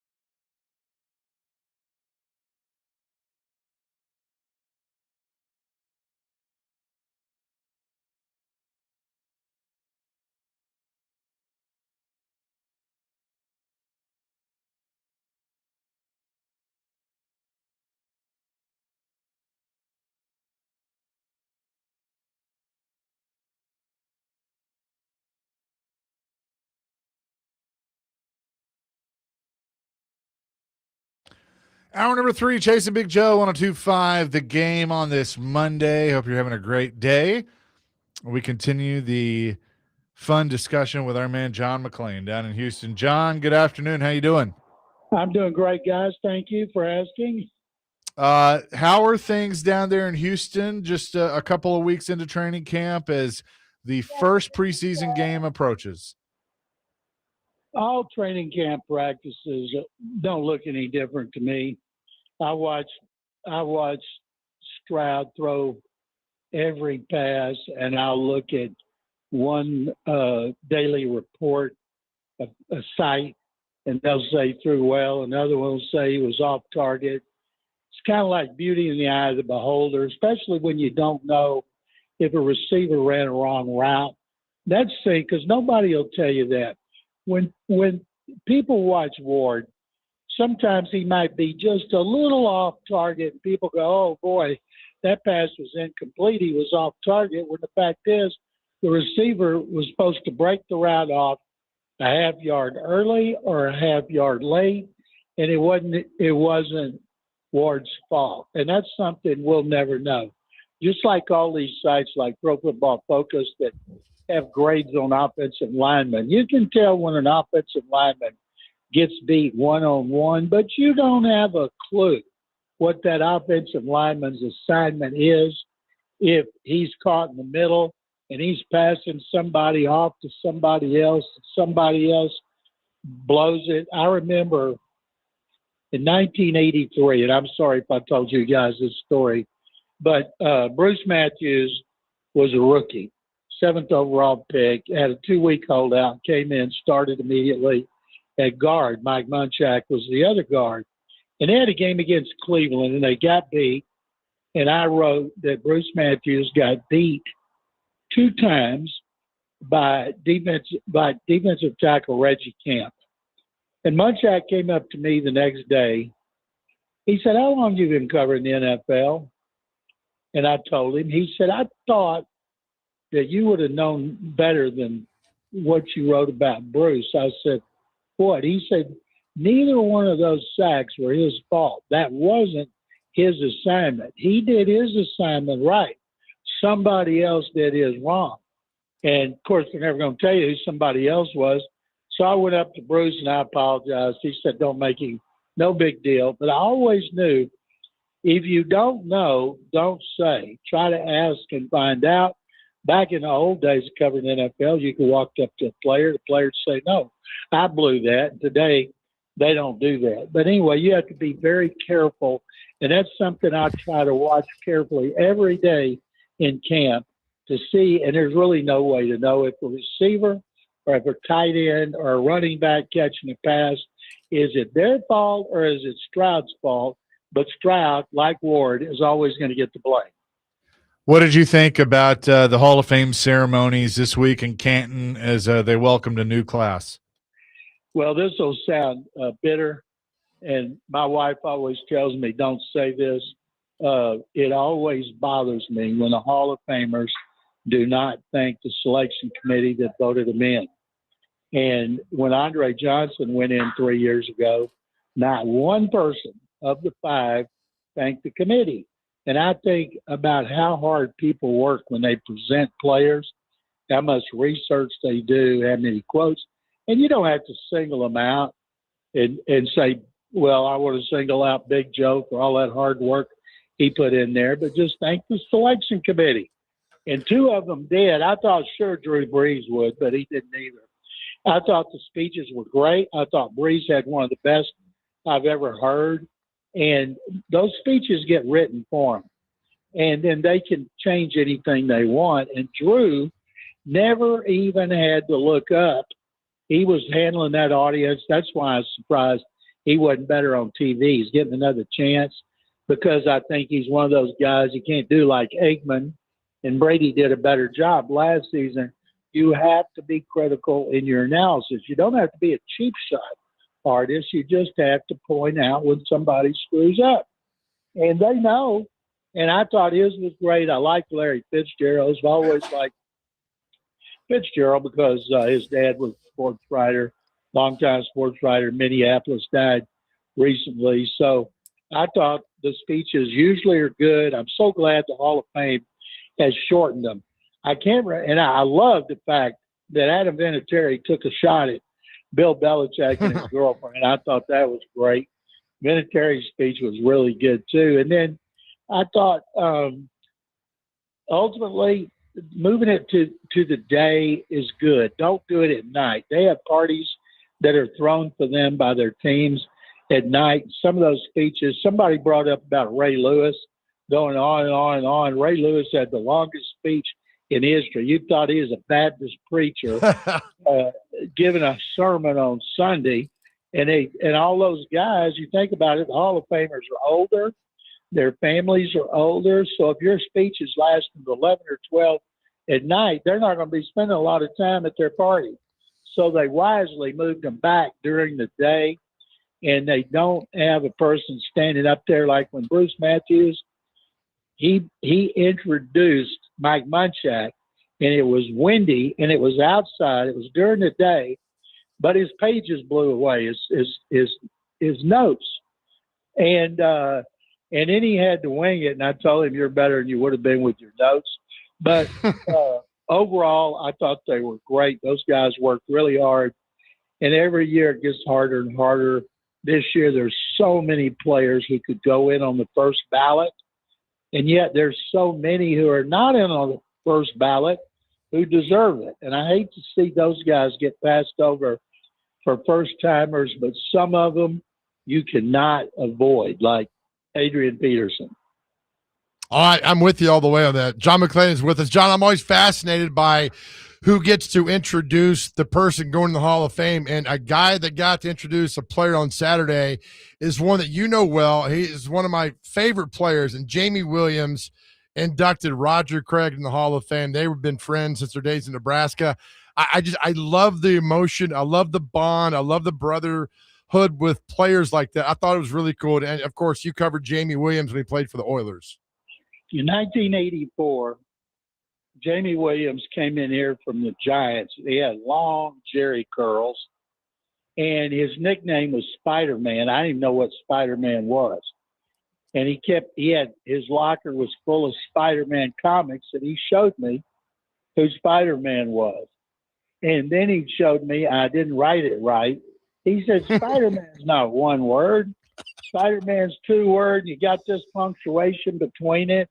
And I said, okay, well, if you do something positive, I'll call you Spider-Man. And I really liked Jamie a lot.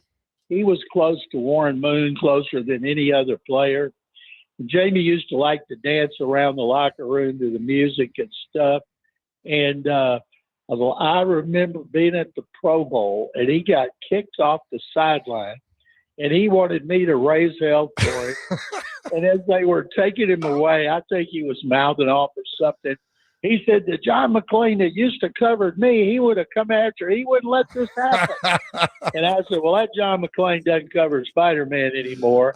Jamie went on to get a doctorate, and he was at Nebraska forever.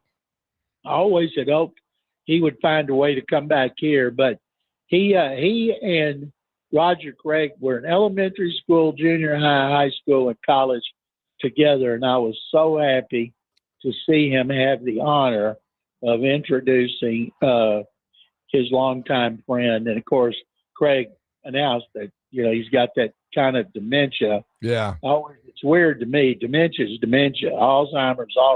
Yeah. So I don't know if it comes up quicker, what it is, but, boy, it was just so sad at a time that is usually so uplifting. Yeah, I agree with you on that. John, talk about preseason. When you came in and covered the NFL, were there 6 preseason games they played? Yeah. Yeah. That just blows my mind. Camp was 6 preseason games, and training camp was 2 months, and they had a week for the rookies. And the rookies came, and the veterans wanted to come early, and a lot of them did because they didn't have places to work out. You had to go get a health club membership. All his old facility, when I started covering them, they may have had 1 bench press and a couple of dumbbells. And guys, when you look back at them, they were not muscle. They did cardio. They ran. They did up downs like they're in the military. And then some of them, you'd see them doing bench presses, but they didn't want to wait around while they owned the other lineman. Right. And it's that way with baseball players. If you look back, baseball players were tall and skinny.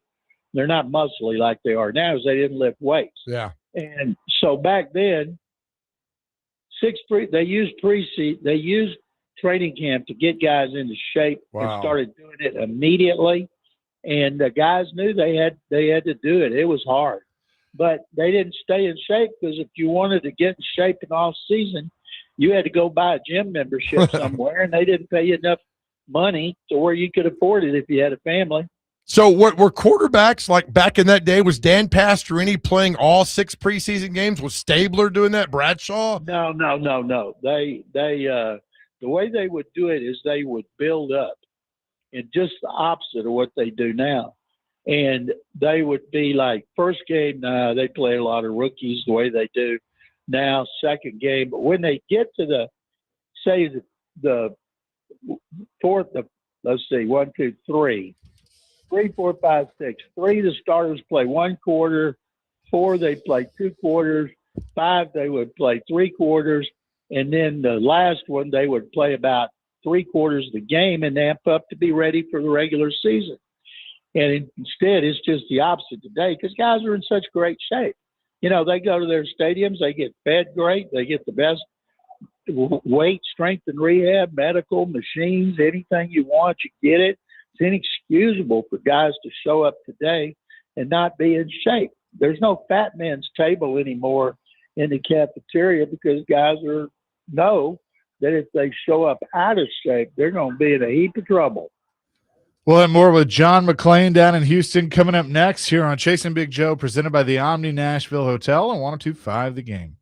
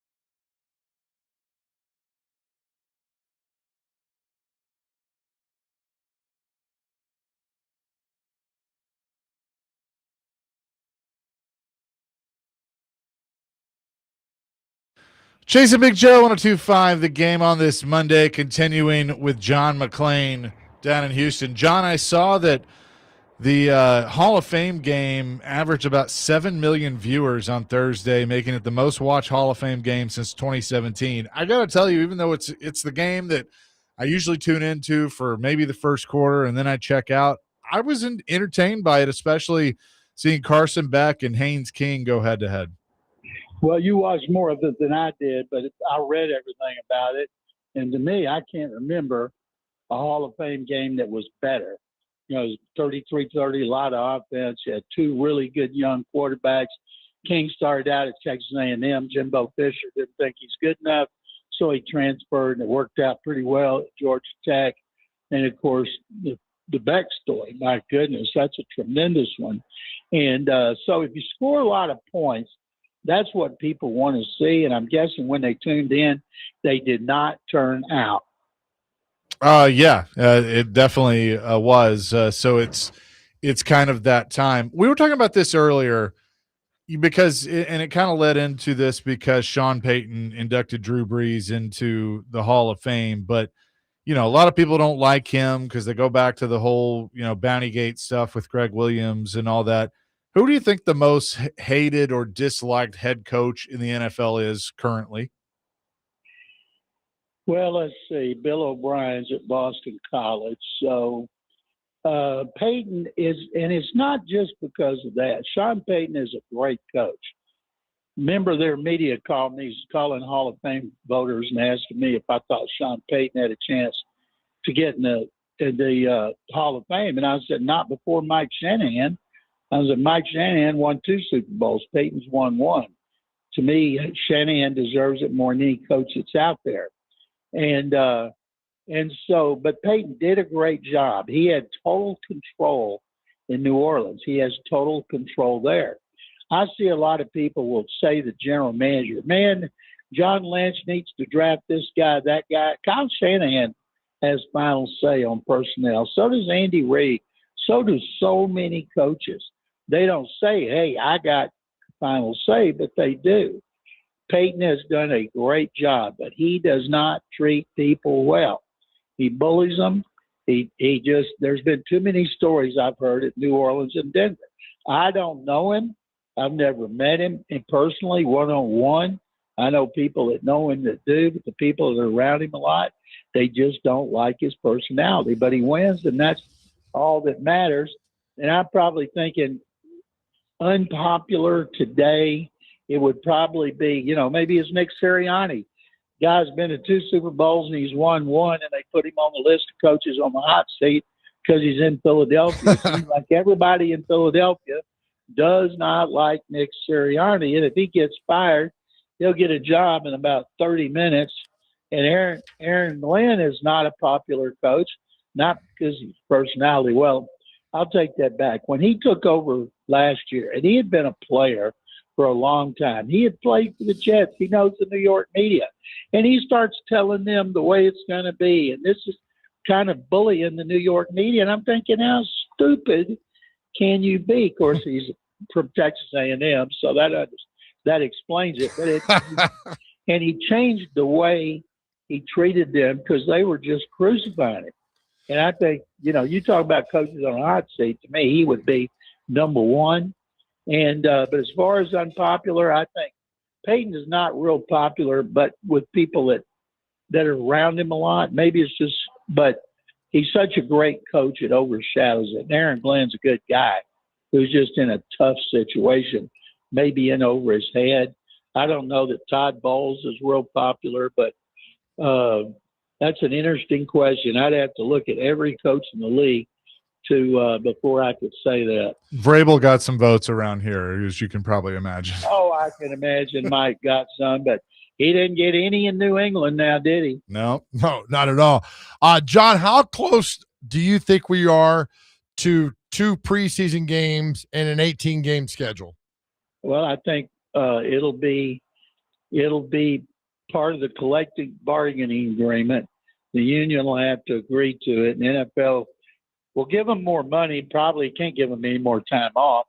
I thought the Players Association should have been doing whatever it could to get insurance for life. But the problem is the owners have proved they'll play with replacement players that count. They'll just let the players all ride off into the sunset. The Players Association knows that.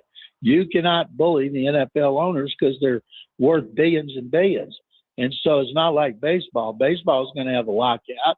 Could go all next season if they continue to say they need a salary cap, which is pretty stupid considering the Brewers and the Rays are the two best teams. The Dodgers haven't won squat. They're 1-9. You know, that just shows you get Tarek Screwball, you can't win. Now, they'll probably win the World Series, of course, but they're probably bored right now. But I do think that we'll never see that with the NFL. And whenever they want to go to 18, they'll do it. Maybe, I'm guessing they'll need 2 years to implement it, and players will make a lot more money, but so will the owners. Do you think that they would need to look, and I know this would be tough on the schedule, but would they need to look at adding a second off week for teams? Absolutely, they'd have to have 2 buys. And I think I've told you this guy before, when you have a Super Bowl in your city, you have to have the whole month of February available to you, hotels and everything, in case something happens, a natural disaster like Hurricane Katrina, something like that. So you could move the Super Bowl back. You could play it, you could play it on baseball opening day if you wanted to, and it's going to dwarf baseball. So they've got to give them a second bye week. And I can't imagine that would not be a big part of the negotiating. Oh, I'm with you on that. And John, do you think with all that they expand the weeks and a bye week and everything adds on, would they ever consider moving the opening season back to August at some point? I know college football does their thing with Labor Day, but we're all August. There's nothing really going on. Any thought that they would go back into August and start the season? The only reason they changed that, Joe, was because the ratings started in a hole because people were traveling and they were not watching the NFL. Now, at this point, the NFL may override any kind of holiday, and maybe people, you could be in your car and still watching the NFL. Right. And so maybe, but I think it'd be better just to move it back in later in February. Keep it out of cold weather cities unless you got a dome stadium. But they also like that extra time off, especially since they're going to put so much on the players' plate once the season begins with Thursday night, Wednesday night, Saturday, almost every day of the week. I don't know how some players keep it straight because it changes so much. It's funny, John, like my grandpa told me, like in the 40s, horse racing and boxing was like, that was it. Then baseball was always there. And then football. Was there a defining moment, in your opinion, where football turned the corner and became king? Is there one moment, anything? Absolutely. First of all, college football was bigger than pro football. NFL was created in 1920. College football led by Red Grange, selling out 100,000 seat stadiums in Chicago and Philadelphia. It's hard to believe it, but those stadiums did have. Soldier Field at one point seated 100,000, and Philadelphia Franklin Field was 100,000, and Red Grange was the biggest thing in the country. And after World War II, the NFL got bigger, but it was the 1958 championship game between the Baltimore Colts and the New York Giants. First game went into overtime, and people had never seen overtime. And the Colts won. Alan Amici, a fullback, scored on a short run, and that got great ratings. And mainly back then, it was all newspapers. And New York teams had 15 newspapers covering them. Plus, they had United Press International and the Associated Press. And so the media, especially newspapers, fell in love with the National Football League. And even back then, the advent of the AFL threw the ball like crazy. Chicks dig the long ball.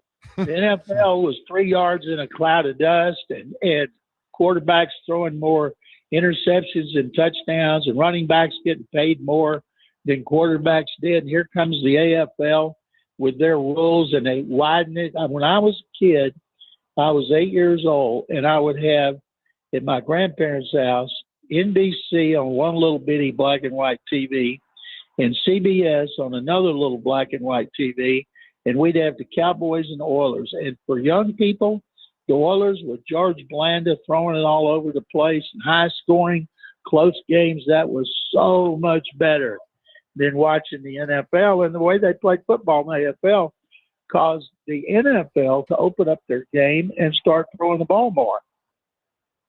He is John McClain down in Houston. John, appreciate it as always. We'll talk to you next week. Guys, it's my pleasure. Thank you very much as always. Absolutely. John McClain joins us every Monday at 2:00 for a half hour. We'll come back with more here on this Monday. Chasing Big Joe, 102.5 The Game.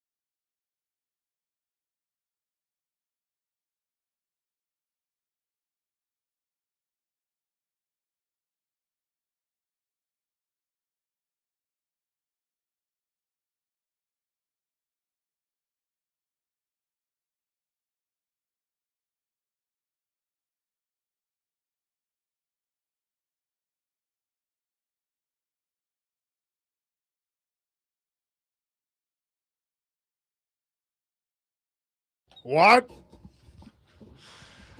Oh, hell yeah. Chasing Big Joe, 102.5 The Game here on this Monday. I swear, 35 years after it debuted or whatever, every time I hear this song, I'm just ready to run through a wall. Hey, what was that was tweeted to me about on our group text about they jumped off the cages on Jeff Jarrett? What was I don't know. We got it to it yesterday. It said so-and-so jumps on Jeff Jarrett. That Bret Hart or one of them jumped off a cage and landed. 2 guys landed on him. Yeah. I don't know. I didn't see it, so I have no idea what you're talking about. Okay. I'm sorry. I'm sorry. Do you did that happen to him at one point? I'll find the I'd have text. to go back and remember. Was it a text or a tweet? It was a text. I'm sorry. And within our group. Yeah. With Ricky? Yeah. It was like 30 years ago today, Jeff Jarrett had this happen to him. And then my phone was blowing up so much yesterday that I need to get a new phone then. If I it's blowing guess, up. yeah. And I was painting. So a lot of painting. Oh, hold on. Dr. Crane, I need you on this one. What are we painting? A room?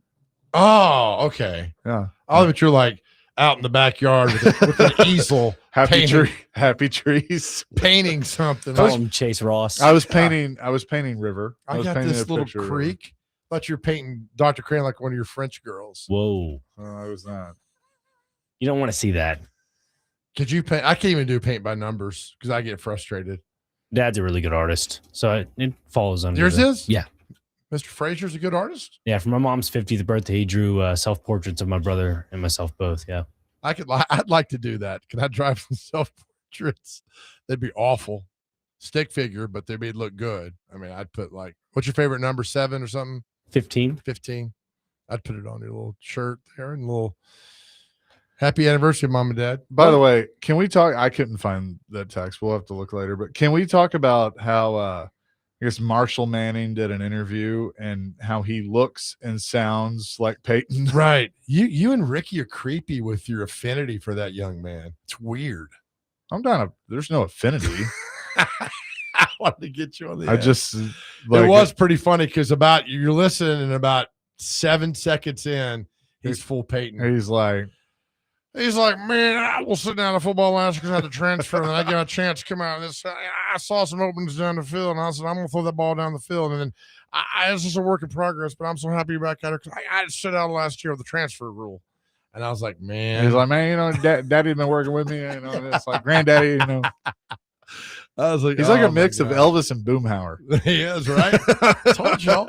When I told you guys that Elvis and Peyton Manning are the same person, you guys laughed at me. And then you hear they do a soundbite. They sound just alike. Play it. Yeah. I played.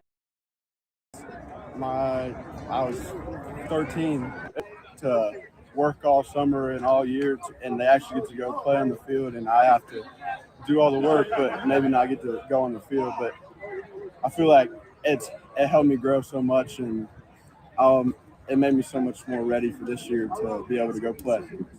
Yeah, it just, I mean, you can just hear it. Well, he had the mannerism. The mannerisms are there. Everything, right? And I mean, like, you watch his throwing motion too. I mean, it's the same. That's the footwork.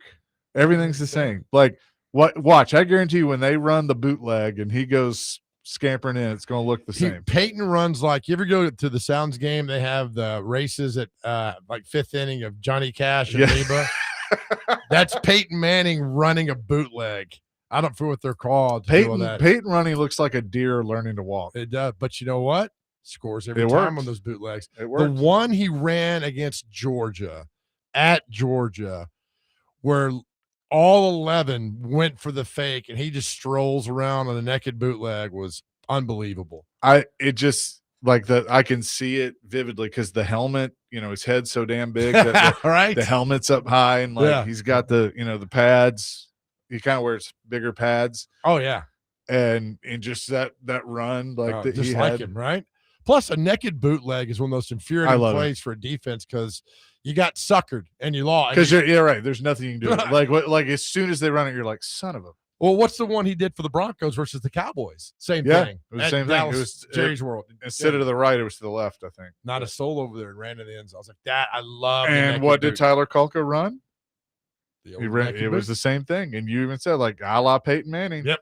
Just get it in the end zone and nobody's over there. I think Tyler can run a little better than. Yeah, that's one thing with like when Vince Young was here. I was like, do that dude a naked bootleg, because if there's one guy out there, you're not tackling Vince Young, and you're not doing that. Yeah. So when you got guys with speed and you do that, the escapability factor, I'd run the naked bootleg all the time. But yeah, I just laughed because the mannerisms were the exact same. Well, did you see he goes to Baylor? He looks like his mom though. He looks like Peyton, God. but like he definitely, you see mom in Do you see Baylor's playing Brentwood Academy on national TV? Yeah, Next that'll Thursday be good. on ESPN. But he's not 2. starting, is he? He's a freshman. Yeah, that's what I thought. He was there as an 8th grader, but No, but I'm telling you, if I'm in high school playing against Marshall Manning, I'm doing everything in my power to put him on his butt. Yeah, of course. every single play. Hit the you know what out of him. Yep. What's that? Not to hurt him, but you know. It's football, man. Violent Football. game. Right. Sorry if you get hurt. I'm sorry. Fast and violent. You don't play to injure somebody, but you play hard. Yep. Through the whistle or to the whistle. Like Robert Saleh says, man. Fast and violent. Love it. And as a player, you want to hear that. If Robert that's what Saleh was they're- my coach, you tell him fast and violent. Hell yeah, coach. Thank you.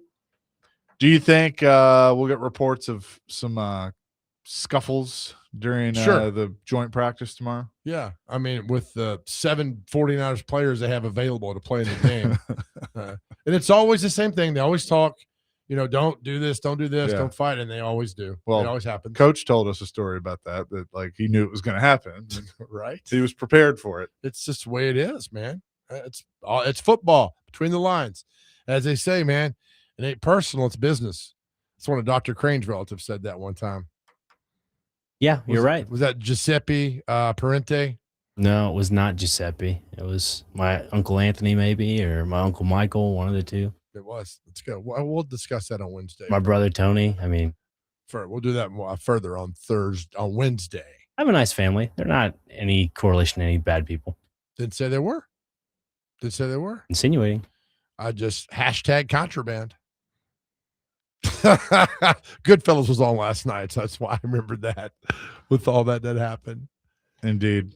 We want to thank everybody watching on YouTube at 1025 The Game, especially the one plant that's in there giving us a hard time right now. You're watching, so we appreciate that. Is it Robert Plant? No, it's Paul. Paul, what's Yeah. happening, Paul? Yeah. It's all What's right. Paul saying today? I don't go to the YouTube chat, so I don't know what he's saying. Yeah. Not a fan? No, he's not a fan. That's right. Paul, but thanks for watching, Paul. That's all right. We got your we were on McAfee today. Paul, we got your little login information on YouTube, so I'll send you a note later. Yeah, we'll see you. Thank you. Account deleted in about 5 minutes. Probably. Yeah. It's fine. The Some initial- guy, berated me for a terrible onside kick. and It's said you weren't getting texts during the game either. on my phone. It was nonstop. I was like, you don't know football, but an onside kick. We had several coaches. We're not going to get into it, but came up to us after very good coaches, and we had a nice little discussion about onside kicks. Doesn't matter though. Cats win. Yep. Anyway, we'll come back with what day it is. Day is it? And celebrity birthdays. It's Chasing Big Joe on 2-5 The Game.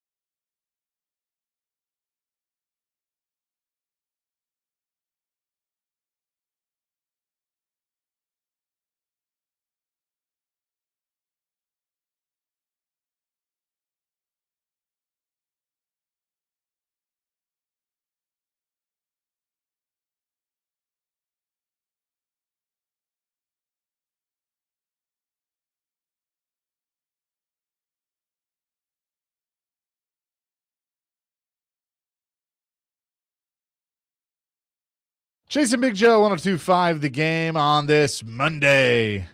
Had a lot of fun today. Appreciate all the kind words on the Cats game and the broadcast as they win the Arena Crown Championship. Pat McAfee had our call, which was really cool. Barstool. So it's been pretty neat. A fun day, buddy. It is a fun day. That is for sure. DVD coming your way here in just a few minutes on this Reaction Monday. Did want to thank our sponsors for training camp coverage as they're now out in Santa Clara this week. Tennessee Brew Works, Parman Energy, the Music City kickoff game, Parman Tractor and Equipment as well for jumping on, and appreciate them for all being a part of the training camp coverage. And also Tri-State Water, Power, and Air, Nelson's Greenbrier Distillery. Got it, Twin Peaks as well. Ton of sponsors in with us on training camp. With that, let's get to what day is it and celebrity birthdays. All right. Start off the day. Any of you guys interested in a Cadillac? Because that's the thing I keep getting. Is that the pop-up of the day? I don't know what. There's some other pop-ups I cannot say on the air, but Victory Day is today. Today is that. Smithsonian Day. Have you ever been to Smithsonian? Any of you guys? I have been. I've been to Good. It's worth one trip. The best thing in there was the Archie Bunker's chair. Oh, that's cool. It was very good. And the red ruby slippers from Wizard of Oz. They had Bill Clinton's saxophone. I know how much you love the sax. I love that damn saxophone. And then they had Magnum's shirt from the show from our theme song here. Yeah, That's so cool. go. You not been, Dr. Crane? I've been. Yeah, It's cool. 8th grade trip. Yep. What do you remember?